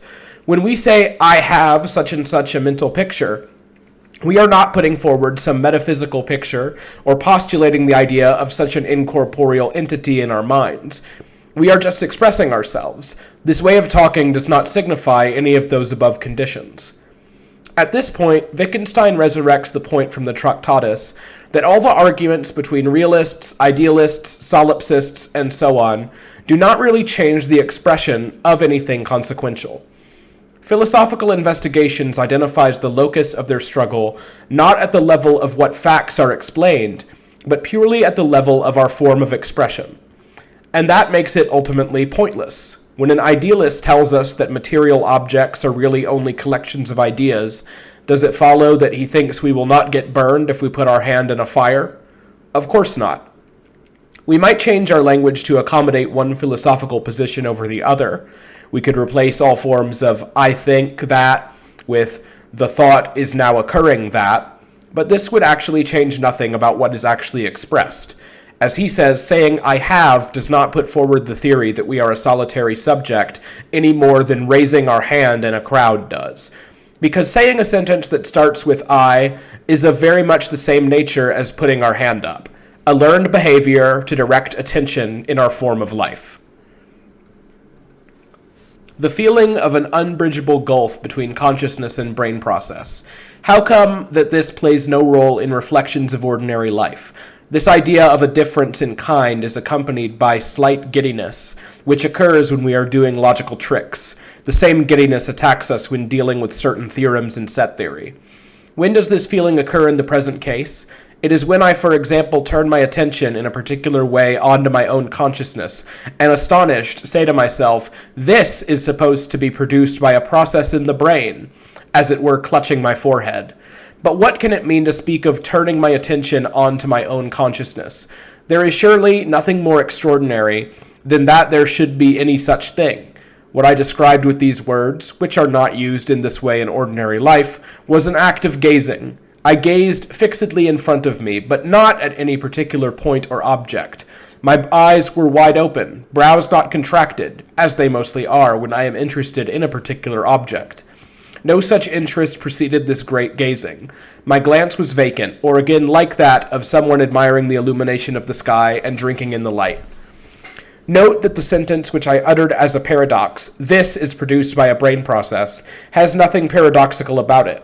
I could have said it in the course of an experiment whose purpose was to show that an effect of light which I see is produced by stimulation of a particular part of the brain.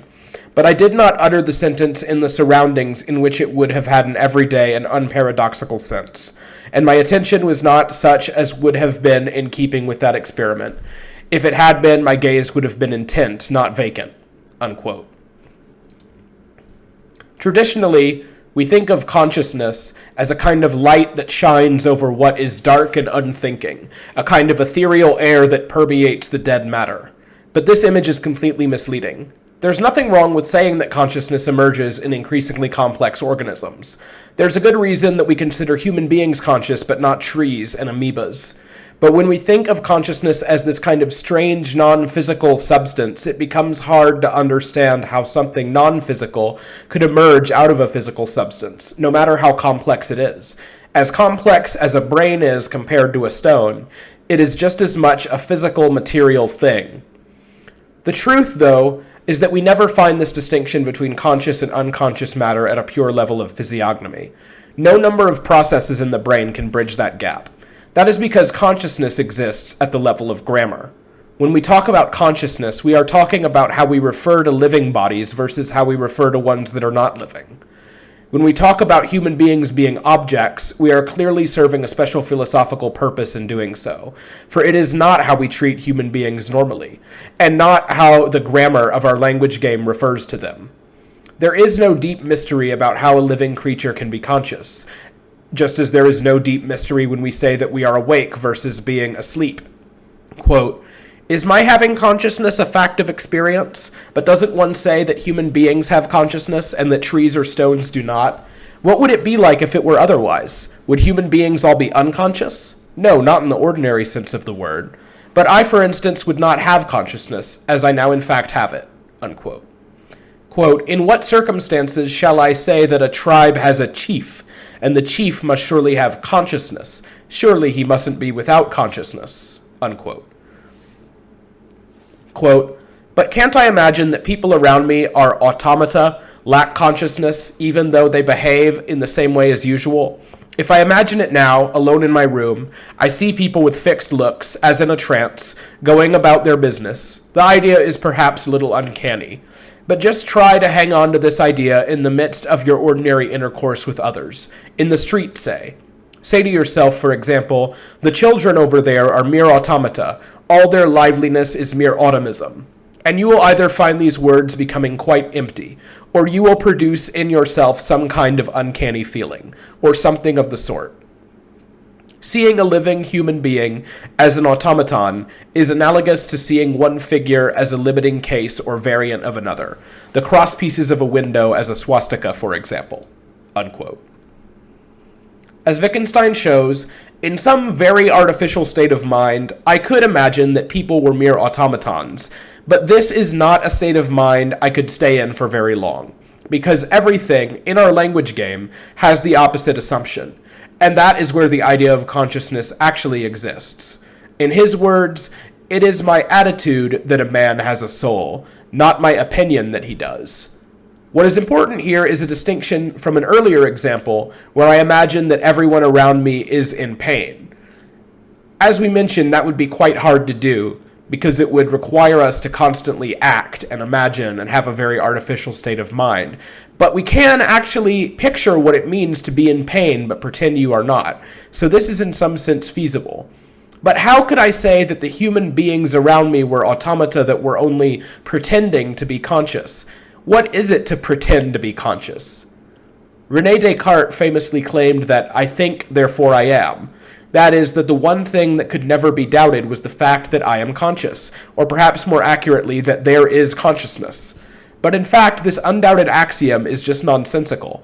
Consciousness only shows itself in the grammar of how we refer to certain kinds of beings. There is no way to know that we are conscious, there is no way to claim that we are conscious, and there is no way to seem that we are conscious, and there is no way to doubt that we are conscious. Consciousness exists insofar as it becomes a way of talking about a human versus a stone, for example, but that is the only sense in which we can meaningfully speak about it. The only way a phrase like, I am conscious, can play any meaningful role in our language game is if we, for example, say, I am conscious after waking up in a hospital after an anesthetic.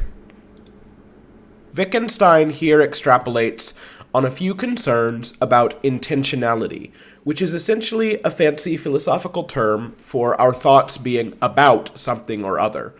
This is not to be confused with a similar term, intention, meaning what we plan or project ourselves doing.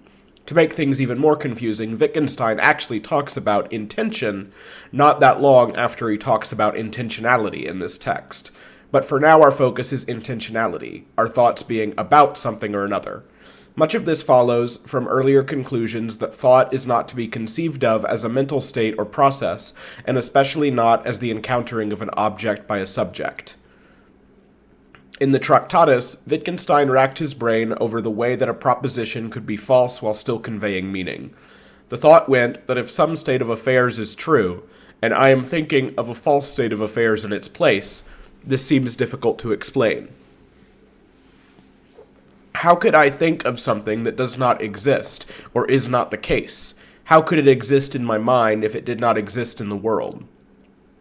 Wittgenstein attempted to answer this question by saying that the propositions we think of and the states of affairs in our world are somehow isomorphic, that is, that they share a structure.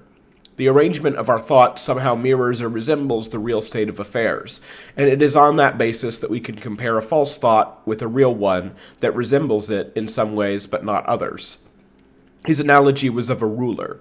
We say how long something is by laying a ruler next to it and making use of the similarity between the object and the ruler, even though they only have their length in common. So it is that the true or false proposition and real state of affairs only need to have their logical form in common. The early Wittgenstein himself might as well be in the role of interlocutor at this point when he retreats to the ruler analogy in order to show how we give life to the dead signs of words and sounds in our language. Quote, put a ruler against this object. It does not say that the object is so and so long. Rather, it is in itself, I am tempted to say, dead, and achieves nothing of what a thought can achieve. It is as if we had imagined that the essential thing about a living human being was the outward form. Then we made a lump of wood into that form and were abashed to see the lifeless block lacking any similarity to a living creature. Unquote. Here he wants to say that if we view signs as isolated dead things, then they will seem just as good to us as an alien script. But we make a mistake here and think that signs themselves are these dead, senseless things, and that the important thing that gives signs like words and sounds their meaning is merely the thought accompanying them, just like we thought that it was the shape alone that was essential in a human being in his example. It might be true that we can speak without thinking, as when we merely recite the alphabet unconsciously, for example, but it is a mistake to assume that it is thus the accompanying thoughts that alone give signs their meaning. It is the use of signs that infuses them with life and meaning. Thoughtful, meaningful speech emerges in a form of life. The only thing that animates signs is the grammar of our language. The gap between language and reality is not something that exists anywhere but in our grammar. What makes a specific word into a sign? The same as what makes a piece of wood into a chess piece or a paper note into a unit of currency. In this context, we can return to the problem of how I could think or mean something that is not the case. For example, how can I wish that someone will return home when that particular state of affairs is not something that exists yet? How does my mind link up to it? How does it reach out into the future? This question reveals a deep misunderstanding about our language. Quote, by nature and by a particular training, a particular education, we are predisposed to express wishes in certain circumstances. A wish is, of course, not such a circumstance. In this game, the question as to whether I know what I wish before my wish is fulfilled cannot arise at all, and the fact that some event stops my wishing does not mean that it fulfills it. Perhaps I wouldn't have been satisfied if my wish had been satisfied.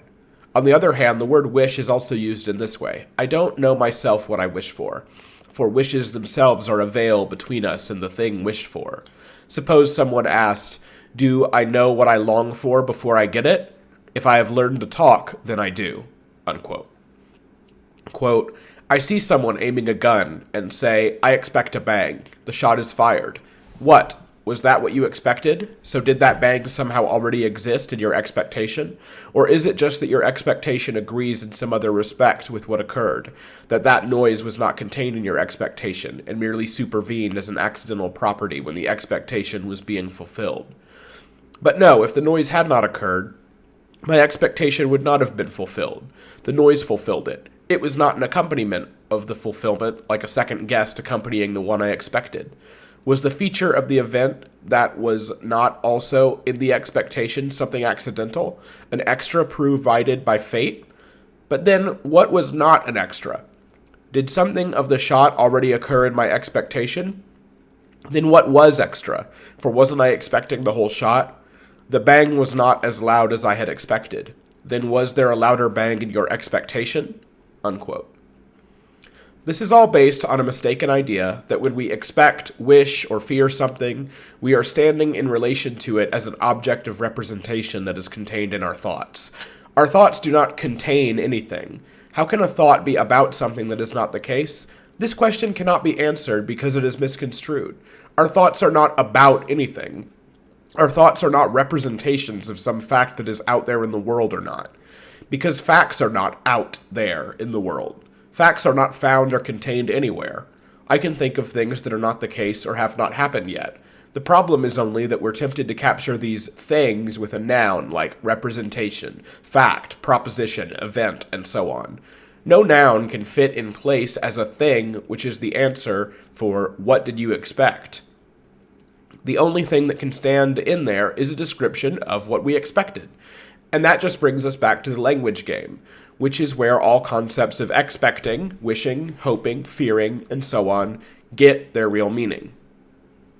Wittgenstein took a very hardline stance against the idea of inductive reasoning in the Tractatus. When I say inductive reasoning, I refer to reasoning based on the observance of past events. For example, if I put a coin in a vending machine and nothing comes out, I assume that the machine must be broken. But I only do that because every time in the past, something has come out when I put a coin in it. The early Wittgenstein, echoing Hume, argued that this is never logically certain, and for that reason, it is never real justification. Is the consistency of my past experience with the vending machine a guarantee that it will continue to happen the same way every time? Does it mean that something hidden from us, like the machine itself being broken, is the only possible explanation for why a piece of candy does not come out? Wittgenstein in the Tractatus says no. He claimed that just as there is only logical necessity, there is only logical impossibility. He goes so far as to say that the proposition that the sun will rise again tomorrow is a hypothesis, and there's nothing that gives us evidence for it other than that it has happened every day until now, which does not logically entail anything. There is no logical reason to believe that the future should resemble the past. The early Wittgenstein claimed that inductive reasoning cannot result in certain knowledge. Even things like simple beliefs in cause and effect break down when viewed from the perspective of pure logic. For him, things are simply true or false. The number of times they occur or not, and their proximity to other states of affairs is all contingent. I let go of a glass of water. Every time someone has done so in recorded history, it has fallen to the ground. What guarantees that it will not float up in the air now? Only the number of times it has refused to float up in the air in the past, which is no logical guarantee at all, but merely a form of faith that the world will continue to be uniform. In the words of his memorable dictum, superstition is belief in the causal nexus. What do we make of this idea in the philosophical investigations, though, now that the preeminence of logic is replaced with the shared behavior of language games? Quote, what does man think for? What is it good for? Why does he make boilers according to calculations and not leave the thickness of their walls to chance? After all, it is only a fact of experience that boilers made according to these calculations do not explode so often. But just as having once been burnt, he would do anything rather than put his hand into a fire, so too he would do anything rather than not calculate for a boiler. However, since we are not interested in causes, we shall say, human beings do not in fact think this is how they proceed, for example, when they make a boiler. Now can't a boiler produced in this way explode? Oh, yes, unquote. Quote, does man think then because he has found that thinking pays, because he thinks it advantageous to think? Does he bring up his children because he has found it pays? Unquote. Quote, how could one find out why he thinks? Unquote. Quote, and yet one may say that thinking has been found to pay. There are fewer boiler explosions than there used to be, now that we no longer go by hunches in deciding the thickness of the walls, but make such and such calculations instead, or ever since each calculation done by one engineer got checked by another, unquote.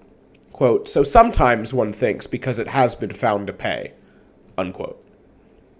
Wittgenstein opens this section with the question, what does man think for? Which might seem like a strange way to get into this topic. But what he attempts to do here is show the fine distinctions in our language game that we will blow over if we are too hasty.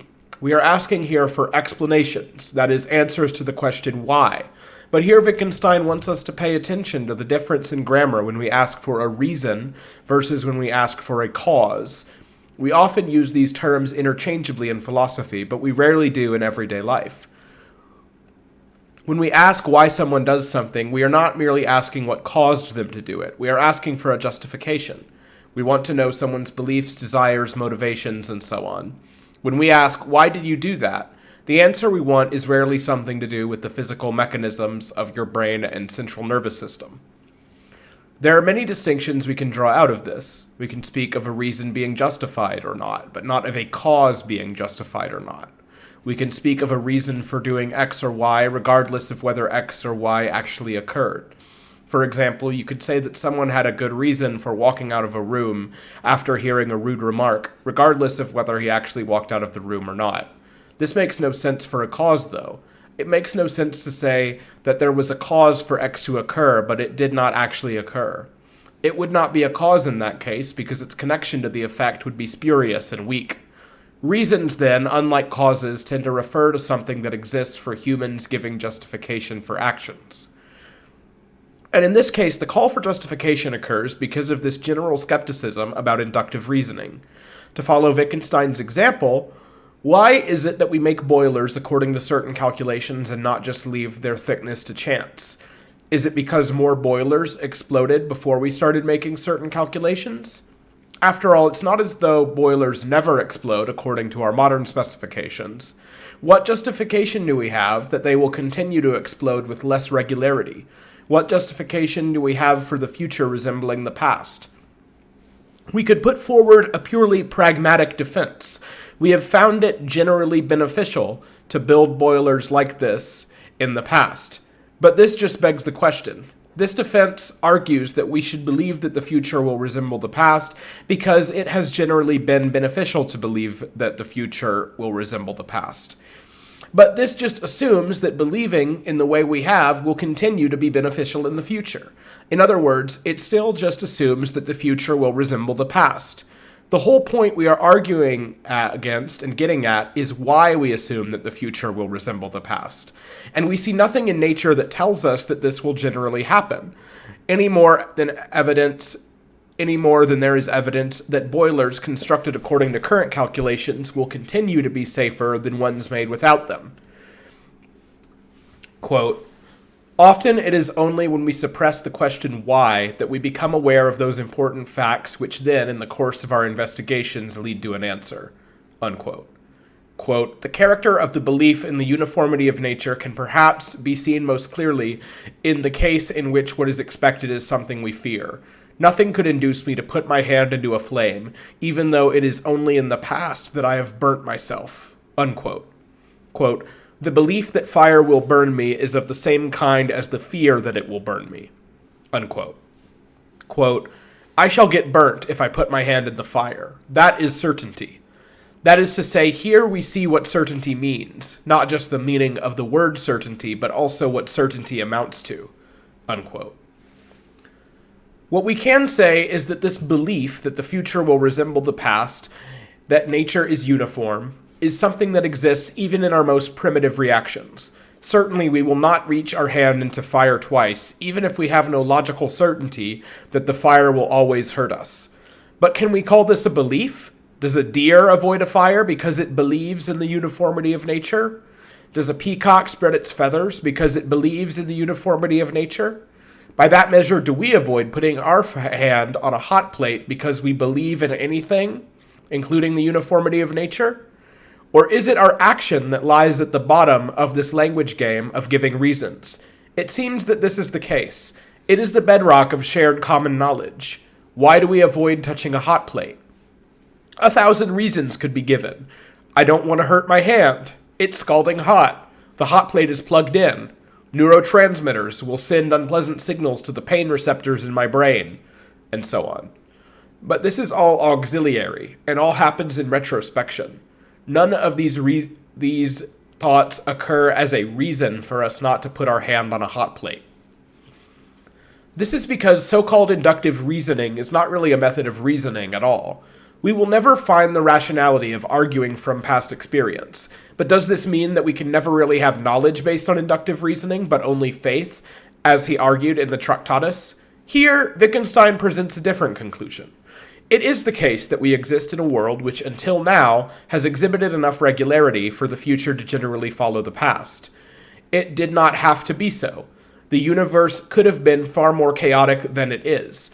But the conditions of this world are the ones in which our language game emerged. This doesn't give us a justification for our inductive reasoning, but it does seem to render any objection to our predictions on the basis of it meaningless. It is simply a part of our language game at the most basic level. To say that we cannot predict the future based on evidence from the past is simply a denial of the very grammar of what counts as a prediction or justification at that point. It is a denial to participate in our language game, and whatever goes outside the bounds of our language games must simply be called nonsense. It seems that it is patently impossible to hear a color, see a taste, and so on.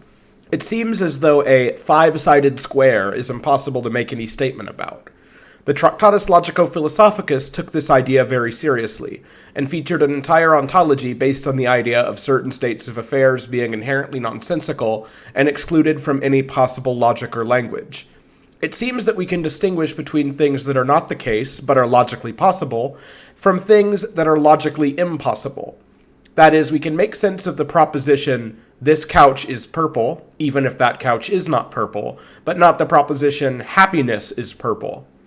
It seems then that what is ruled out by our grammar as nonsense cannot be merely contingent, but must be ordained in logic. It seems that our grammar in this case cannot be merely arbitrary.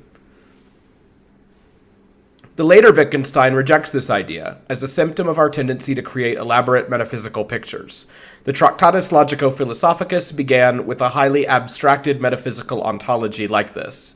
That is, we think that everything that is possible is somehow there, in a kind of shadowy, latent manner. It is not as there as the actual stuff, which is a subset of the possible, but somehow it is out there in the world for us to intuit and have a reflection of and access as logical possibility in our mind, whereas that which is logically impossible is just nowhere. We think then that our grammar is somehow a mirror of all those possibilities that lurk in the darkness. This view is distorted. The truth is that the grammar we use does not reflect the essential nature of things. It determines the essential nature of things. When we lay down rules for the use of words, we do not look out anywhere and discover these empirically. We create them and enforce them within our language game. In laying down rules for the use of words, we fix what it is to count as such and such a thing. This might change. For example, the idea of an element has changed with scientific discoveries. We no longer talk about simple things like fire and water as elements, but about things like oxygen or helium. But that is not because we somehow were able to link our concept up to the facts. We never do that with our words. We only changed our rules for element on the basis of convenience, utility, or some other reason in our language game. It makes no sense to say that what is possible is present in any way, even as a potential. There is nothing in reality that corresponds to something that is possible but not actual. In that case, what sense does it make to say that it is somehow more real than what is logically impossible? We have a fancy metaphor of everything possible being somehow out there in a Platonic realm, but that doesn't reflect anything real. Grammar never reflects any kind of logical order or pattern in nature. It does not reflect anything. It simply determines what makes sense, and that is all that it means to say that something is possible or impossible. What does it mean to say that something is possible or logically impossible? It means to say that it is included or excluded from our language. It tells us nothing about states of affairs in the world at all. Quote, grammar does not tell us how language must be constructed in order to fulfill its purpose, in order to have such and such an effect on human beings. It only describes and in no way explains the use of signs. Unquote. Quote, the rules of grammar may be called arbitrary, if that is to mean that the purpose of grammar is nothing but that of language. If someone says, if our language had not this grammar, it could not express these facts, it should be asked what could means here. Unquote. Wittgenstein says that grammar is, in some sense, arbitrary, but all that really means is that there is no justification for the rules of our language on the basis of looking towards reality. The rules of our language are more like the rules in a game of chess. We do not discover the rules of chess by a deep understanding of the nature or essence of pieces like the king, the rook, and so on. The order is the exact opposite. The pieces are only established as a king, a rook, and so on by the very rules. Quote, when I say that the orders bring me sugar and bring me milk have a sense, but not the combination milk me sugar, this does not mean that the utterance of this combination of words has no effect. And if its effect is that the other person stares at me and gapes, I don't on that account call it an order to stare at me and gape, even if that was precisely the effect that I wanted to produce. Unquote. Quote, to say this combination of words has no sense excludes it from the sphere of language, and thereby bounds the domain of language. But when one draws a boundary, it may be for various kinds of reason. If I surround an area with a fence or a line or otherwise, the purpose may be to prevent someone from getting in or out. But it may also be a part of a game and the players are supposed, say, to jump over the boundary. Or it may show where the property of one person ends and that of another begins, and so on. So if I draw a boundary line, that is not yet to say what I am drawing it for. Unquote. Quote, when a sentence is called senseless, it is not, as it were, its sense that is senseless. Rather, a combination of words is being excluded from the language, withdrawn from circulation. Unquote. Perhaps we have a grammatical rule like nothing can be both 1 meter long and 2 meters long at the same time. The form of this sentence looks at first glance like an empirical claim. It seems like a discovery we made about the logical structure of the world by observing the bounds of what is logically possible or impossible. In fact, this sentence is a statement of rules masquerading as an observation. It is telling us that we cannot use this particular string of words to refer to something. It does so without ever referencing reality at all. In this sense, the rule may be called arbitrary. We might feel that we are constrained and that no sense could ever come of us saying that something is both 1 meter long and 2 meters long at the same time, and therefore this must reflect some real logical restraint in nature. But in reality, nothing is stopping us from changing our rules in the language game. What is constraining us is just that no practices exist for using this string of words. Nothing is available in the rules of the language game for using those words in that combination. But the rules of a language game can change. To use Hacker's example, before the psychology of Freud, the idea of unconscious motives would have made completely senseless in our language game. Speaking of someone's unconscious motives would have made as much sense of speaking of his unconscious toothache. But once the rules are changed, nothing in the old rules has any domain over them. Nothing in the old rules compels us. But until the new use is properly introduced in the language game and the new use opens up, it can only be nonsense. One person cannot do it alone for all the reasons sketched out in the private language argument. However, there are a number of language games, and it is very hard to find one phrase which will be nonsense in all of them. When someone says something that is senseless, like, I am cutting red into pieces, we reply with, you cannot cut red into pieces. This misleads us into thinking that we are finding some definite boundary of sense that is located out there in the world. In fact, if a sentence is nonsense, it makes no sense to deny or to affirm it. Just as we could not make a chess move in response to someone putting a go stone on the chessboard. When we seem to deny such claims, all we are really doing is clarifying the rules of our language game. Quote, if we compare a proposition to a picture, we must consider whether we are comparing it to a portrait, a historical representation, or to a genre picture. And both comparisons make sense. When I look at a genre picture, it tells me something, even though I don't imagine for a moment, that the people I see in it really exist, or that there have really been people in that situation. For suppose I ask, what does it tell me then? Unquote. Quote, a picture tells me itself, is what I'd like to say. That is, it's telling me something consists in its own structure, in its own forms and colors. What would it mean to say a musical theme tells me itself? Unquote. Quote, don't take it as a matter of course, but as a remarkable fact that pictures and fictitious narratives give us pleasure, absorb us. Don't take it as a matter of course. That means puzzle over this, as you do over some other things which disturb you. Then what is problematic will disappear by your accepting the one fact as you do the other. The transition from obvious nonsense to something which is unobvious nonsense. Unquote. Quote, after he had said this, he left her as he did the day before. Do I understand this sentence? Do I understand it just as I would if I heard it in the course of a report? If it stood alone, I'd say I don't know what it's about. But all the same, I'd know how this sentence might perhaps be used. I could even invent a context for it.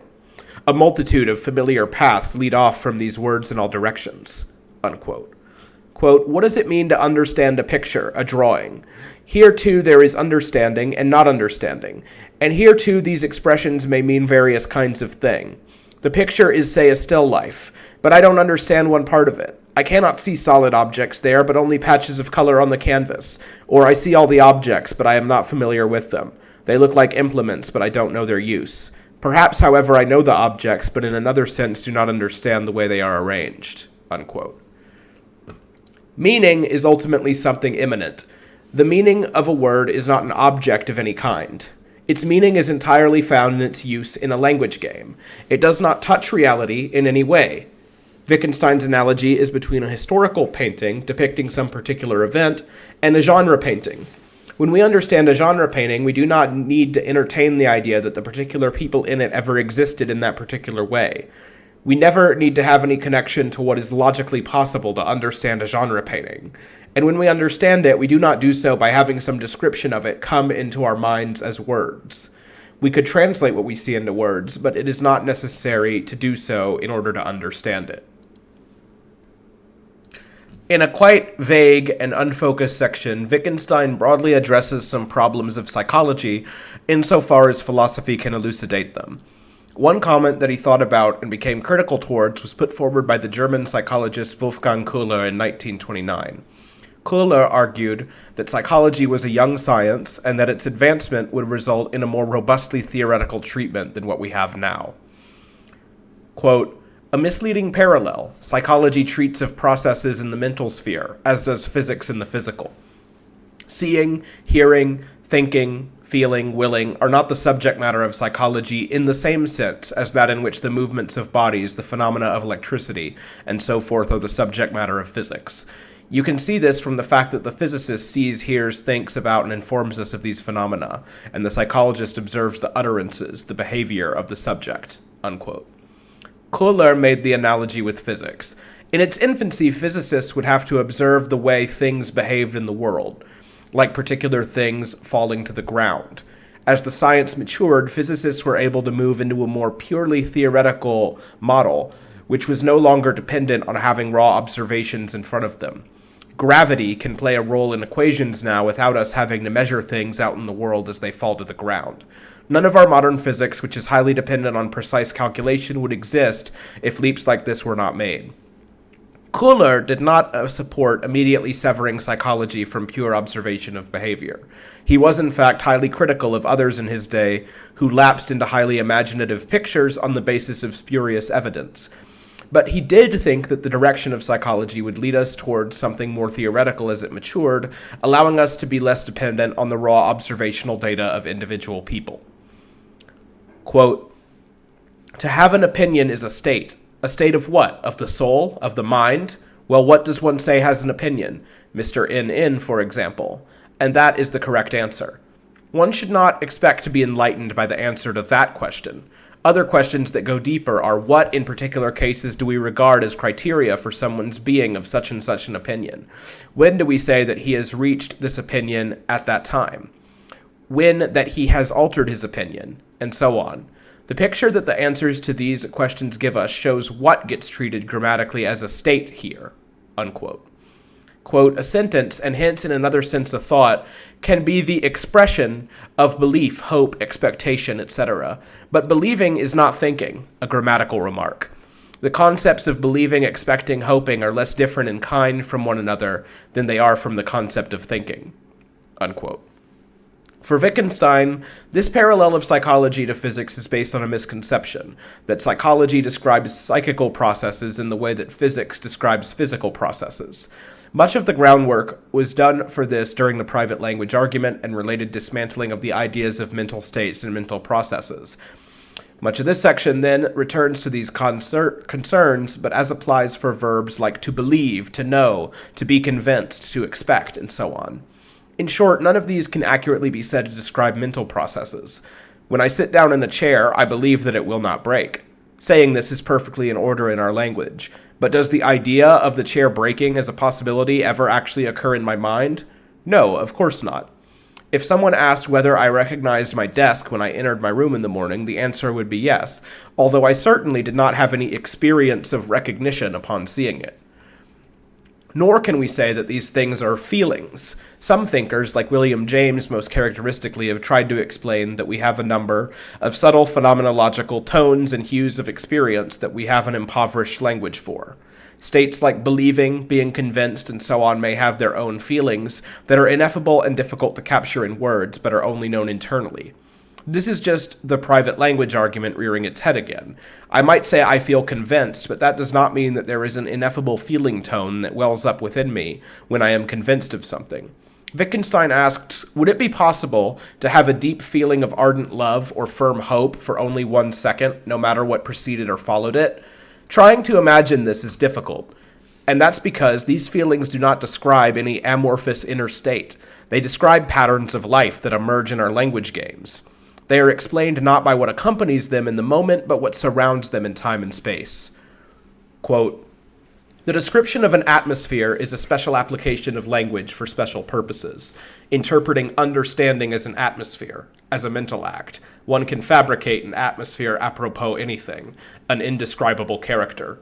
Unquote. Quote, "Describe the aroma of coffee.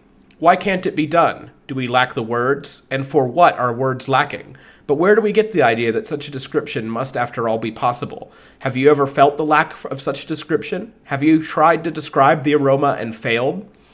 I am inclined to say these notes say something glorious, but I do not know what. These notes are a powerful gesture, but I cannot put anything side by side with it that will serve as an explanation." A grave nod. "James, we lack the words. Then why don't we introduce new ones? What would have to be the case for us to be able to?" Unquote. When we try to capture something like understanding as a feeling or an atmosphere, we are looking for the wrong kind of explanation. It is similar to describing the aroma of coffee. William James would say that we lack a language for, but have an ability to identify and comprehend the specific aroma of coffee in a phenomenological way, as an example of what are now called qualia in philosophy. Wittgenstein thinks that this whole idea is just a mistaken application of rules of different language games. Can we describe the aroma of coffee? Sure. In some ways, we certainly can. We can say that it smells fresh or rich or faint or delicious. We can bring someone to a coffee shop and say that it is this smell. We can say that it is the smell when beans are roasted. We can say that it is similar to chicory. And yet, somehow we still feel that this is not getting the real essence of that smell. Somehow we still feel that the essential core of the smell is left out. We want something that can convey the smell of coffee to someone who lacked the sense of smell altogether, perhaps. But for Wittgenstein, this description could never exist. And it is not because the phenomenal experience of smell is too mysterious and ineffable and too fine for our crude language. It is because we are simply confused about the rules of our language game. We have a distinction of agency and passivity in our language game. This goes beyond even just a distinction between animate and inanimate objects. We know that we conceptualize the action of a person who writes down something on a blackboard differently from the action of an acid that eats away at a metal. But we similarly talk differently of an acid when it is dissolving a metal versus when an alkaline solution is added to it. We distinguish what a ship does when it is careening over the waves full speed ahead versus when it is being made to drift along the waves helplessly. Plants and animals can certainly be said to be passive or active as well. But here we can speak more sensically of them having goals or aims to their action. A plant grows in order to have access to sun and water. A dog can jump up on a table in order to get at some piece of food. Quote, wanting, too, is merely an experience, one would like to say. The will, too, only idea. It comes when it comes, and I cannot bring it about. Not bring it about? Like what? What can I bring about, then? What am I comparing it with when I say this? Unquote. Quote, I wouldn't say of the movement of my arm, for example, that it comes when it comes, and so on. And this is the domain in which it makes sense to say that something doesn't simply happen to us, but that we do it. I don't need to wait for my arm to rise, I can raise it. And here I am making a contrast between the movement of my arm and, say, the fact that the violent thudding of my heart will subside. Unquote.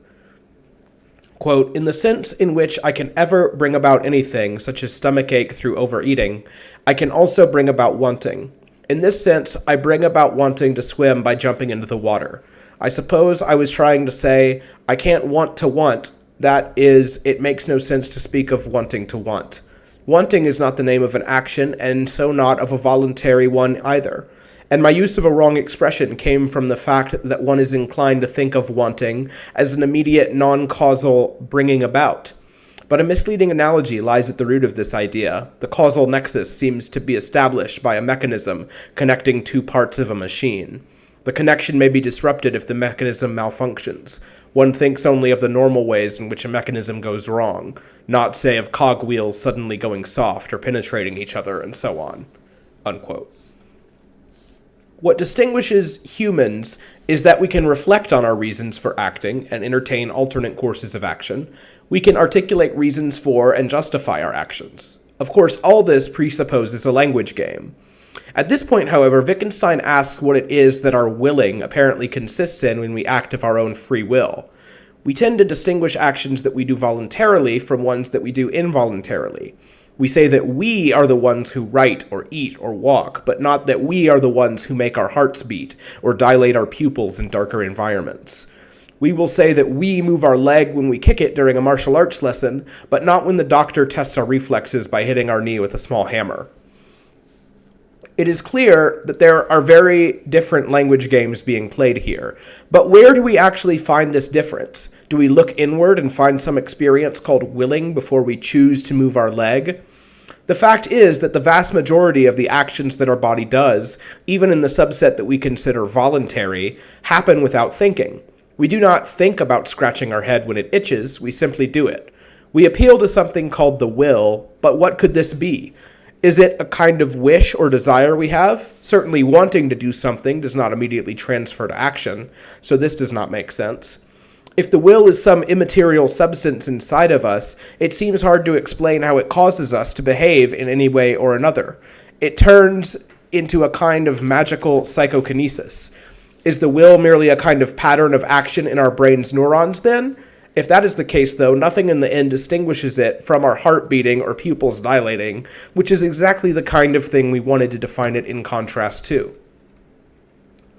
Wittgenstein's next move is predictable. He wants to attack this idea of something called the will by essentially showing us how our language works, but this section seems very incomplete. What he ultimately wants to show is that we cannot call willing any kind of experience. Willing is not an action, and for that reason cannot be said to be either voluntary or involuntary. When we raise our arm, we raise our arm. We do not bring about the raising of our arm. The will is an attempt to put some intermediary in the action where none is needed to explain it. What he ultimately seems to argue is that the difference we have between sentences like "I raised my arm" and "my arm raised" occurs as a distinction between actions that are unsurprising and those that are surprising. Can one imagine saying "my hand scratched my nose because it itched" in an ordinary everyday situation? He says that we speak of striving or trying to do something or another at times, but it seems to be a language game that merely points out the difficulty of our action. Could one ever speak of striving in a situation that was easy? As usual, it becomes the surrounding context that explains everything we need in the use of these words. An action with intention, put most plainly, is any action for which we can ask the agent his reasons for acting. We think of it as an action done by a willing subject. We don't ask someone why they sneeze or yawn, nor do we ask them why they tap their fingers when waiting. And like other verbs such as to think and to believe, saying that A intends to V can lead us into misleading philosophical pictures. Wittgenstein's treatment of this also appears incomplete and is focused on one specific example. When we are speaking, get interrupted, and then resume speaking and say something like, "I was going to say," more broadly, we can think of it as that moment where we have been interrupted or stop ourselves just before we do something, i.e. carry out what was our intention.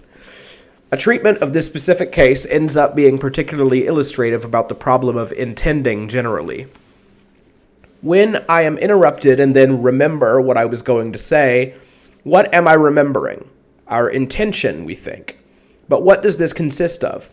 We can remember the context just before we were about to speak and the events, feelings, impressions, and so on surrounding it. But that does not seem to create something called an intention. We refer to a point in time when we remember that moment, perhaps, but there is no experience to find here.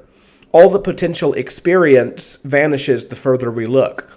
It is not like remembering that we left the oven on, where we actually could have distinct images of ourselves not turning the button off, leaving the kitchen in a hurry, locking the door and exiting the gate, and so on. Quote, "I was going to say," you remember various details, but not even all of them together show this intention. It is as if a snapshot of a scene had been taken, but only a few scattered details of it were to be seen. Here a hand, there a bit of a face or a hat. The rest is dark. And now it is as if I knew quite certainly what the whole picture represented, as if I could read the darkness, unquote. Quote, "These details are not irrelevant in the sense of which other circumstances, which I can also remember, are irrelevant. But if I tell someone, for a moment I was going to say, he doesn't learn those details from this, nor need he guess them. He needn't know, for instance, that I had already opened my mouth to speak. But he can fill out the picture in this way, and this ability is part of understanding what I tell him," unquote. Quote, "I know exactly what I was going to say, and yet I didn't say it, and yet I don't read it off from some other process which took place then and which I remember. Nor am I interpreting that situation and its antecedents, which after all I neither consider nor judge," unquote. What is the real answer as to what goes on here? We can only understand that if we stop looking for an explanation. We want to ask, how is it possible for us to remember what we were going to say when there is no thing in our head called an intention, nor any real content to the event or experience at that time? Well, it cannot be explained in the same manner when we do not have these things to work with. When we say, "I was going to," there is no ground to this statement. It doesn't have any piece of phenomena to tie it to. To specify our intention, as we do when we make this statement, we are really reorienting ourselves and directing ourselves back towards something. We do not need to appeal to anything that goes on in our heads here, any more than we do when we hear a noise, look in the direction of it, see nothing, and then reorient ourselves back towards what we were engaged with. The language game of "I intend" is meant to herald and call attention to actions that follow. When teaching a child a game, we say, "I'm going to throw the ball now," before we throw it. When we say, "I intend to," our use is rather similar to this, but in a more culturally complex language game. In simple terms, it is essentially an elaborate method of signaling our actions. Quote, what is the natural expression of an intention? Look at a cat when it stalks a bird, or a beast when it wants to escape. Connection with propositions about sensations. Unquote.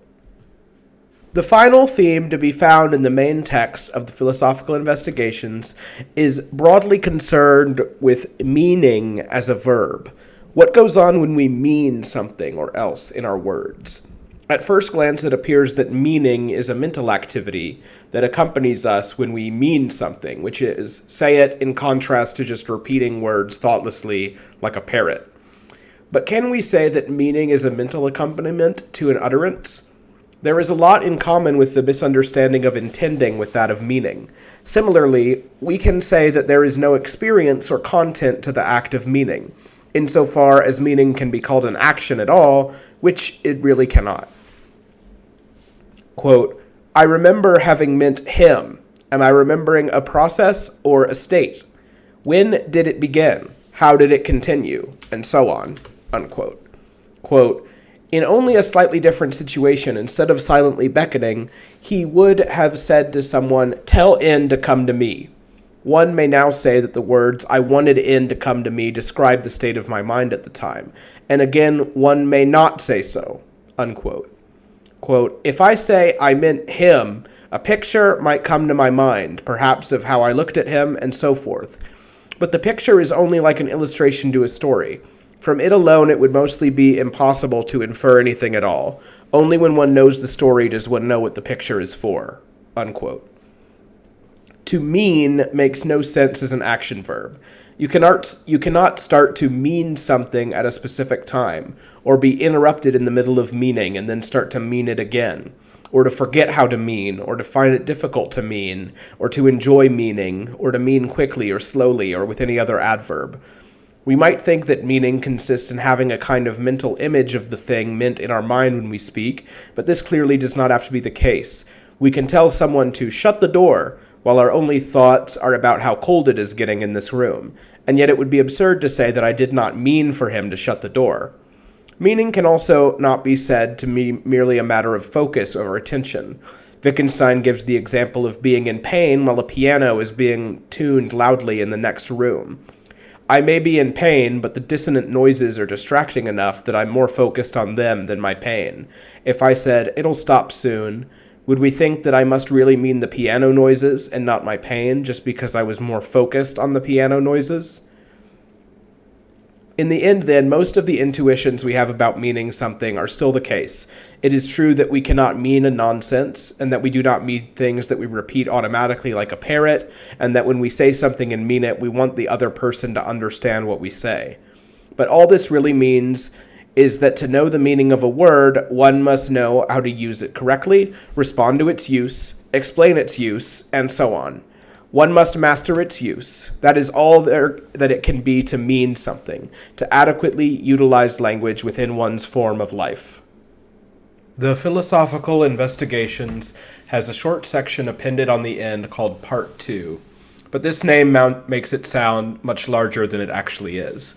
It is called Philosophy of Psychology, a Fragment in later editions. It is an even more fragmented and spotty collection of notes. Many of the themes are repeated from the main text, but the one notable addition is on what is called seeing an aspect.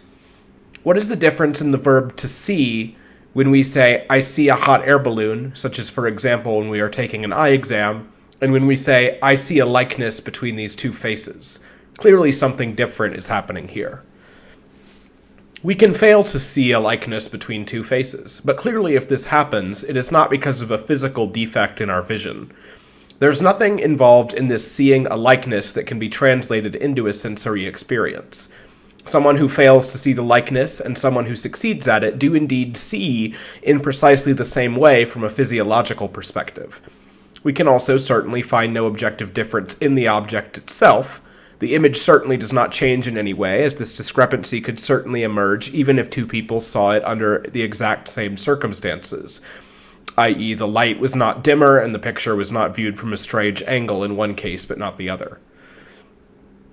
We are tempted then to explain that the difference must occur in our brain. We tend to think of our visual impression of the thing detaching from it like a membrane and being absorbed and morphed in our brains. But this does nothing to explain the discrepancy. Earlier sections of this book should make us skeptical of the coherence of the idea of private mental images at all, but even if they did exist, it does not solve the problem. We still cannot explain what it is that actually changes in how we perceive this object while still making it connected to the original picture it was based on. The answer comes once we pay attention to the very special grammar of the term seeing as, which is something very distinct from pure visual perception. Wittgenstein looks at a famous optical illusion, the duck rabbit, which can be seen as either a duck or a rabbit. Let's say that a hypothetical subject only ever saw this picture in the context of rabbits. He only saw it in books about rabbits, next to other pictures of rabbits, and so on. If we asked him, "What do you see?" he certainly would not say, "I see it as a rabbit." He would just say, "I see a rabbit." But if someone else did in fact understand the ambiguity of the picture and responded with, "I see it as a rabbit," the difference could not be found in terms of what they are seeing visually. This is because the concept of seeing as should not be understood as something that is caused in us by something out there in the world. It has to do with how we respond to what we see. Quote, "If I saw the duck rabbit as a rabbit, then I saw such and such shapes and colors. I reproduced them in detail. And in addition, I saw something like this, and here I point to a great variety of pictures of rabbits. This shows the difference between the concepts. Seeing as is not part of perception, and therefore it is like seeing, and again not like seeing." Unquote. Quote, "I look at an animal. Someone asks me, 'What do you see?' I answer, 'A rabbit.' I see a landscape. Suddenly a rabbit runs past. I exclaim, 'A rabbit.' Both things, both the report and the exclamation, are expressions of perception and of visual experience. But the exclamation is so in a different sense from the report. It is forced from us. It stands to the experience somewhat as a cry into pain." Unquote. The latter example that Wittgenstein gives is clearly distinct from the first one. It is closer to a cry of surprise than a report on what we see. But we can only explain the difference between these two in the context of the behaviors surrounding them. The truth is that visual experience is not something that can be detached from all the other forms of our life. Our action of seeing does not come before our action of responding to what is seen. It is intimately bound up with our verbal descriptions, our gestures, our comparisons, and so on. What happens when someone asks us how we know that we see three-dimensionally? We immediately start to gesture in order to explain it. Quote, "The concept of a representation of what is seen, like that of a copy, is very elastic, and so together with it is the concept of what is seen. The two are intimately connected, which is not to say that they are alike." Unquote. Quote, "How does one tell that human beings see three-dimensionally? I ask someone about the lay of the land over there of which he has a view. Is it like this? I show him with my hand. Yes. How do you know? It's not misty. I see it very clearly. No reasons are given for the presumption.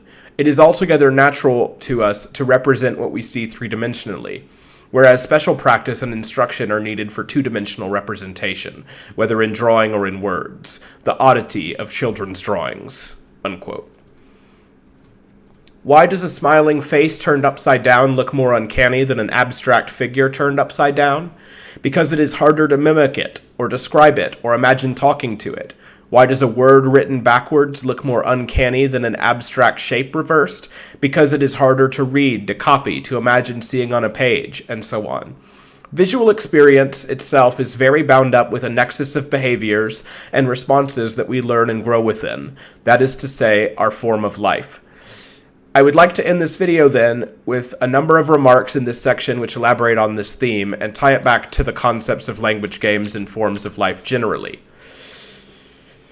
Many are quite thought-provoking, and many of them are still difficult for me to interpret.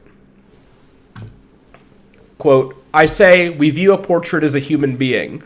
When do we do so, and for how long? Always, if we see it at all, and don't say see it as something else.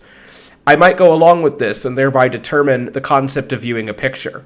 The question is whether yet another concept related to this one also becomes important to us. that namely of a seeing as which occurs only while I am actually concerning myself with the picture as the object represented, unquote. Quote, I could say, a picture is not always alive for me while I am seeing it. Her picture smiles down on me from the wall. It need not always do so whenever my glance lights on it, unquote. Quote, how could I see that his posture was hesitant before I knew that it was a posture, and not the anatomy of the creature? But doesn't that mean only that I couldn't then use this concept, which doesn't refer solely to what is visual, to describe what is seen? Couldn't I, for all that, have a purely visual concept of that hesitant posture, that timid face? Unquote. Such a concept would then be comparable to the musical concepts of major and minor, which certainly have emotive value, but can also be used solely to describe a perceived structure. Unquote. The epithet sad, as applied, for example, to the face of a stick figure, characterizes the grouping of lines in an oval. Applied to a human being, it has a different, though related meaning, but this does not mean that a sad facial expression is similar to the feeling of sadness. Unquote.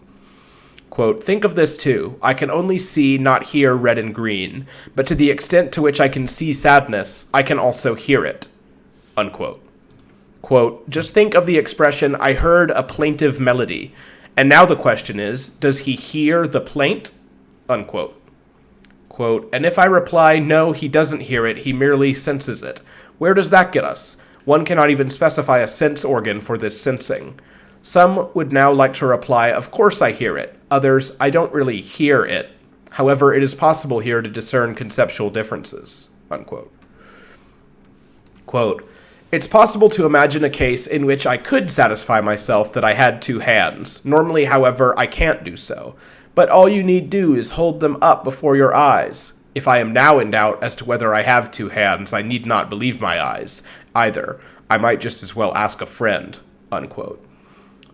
Quote, this is connected with the fact that, for example, the sentence, the earth has existed for millions of years, makes clearer sense than, the earth has existed for the last 5 minutes. For I'd ask anyone who asserted the latter, what observations does this sentence refer to, and what observations would count against it?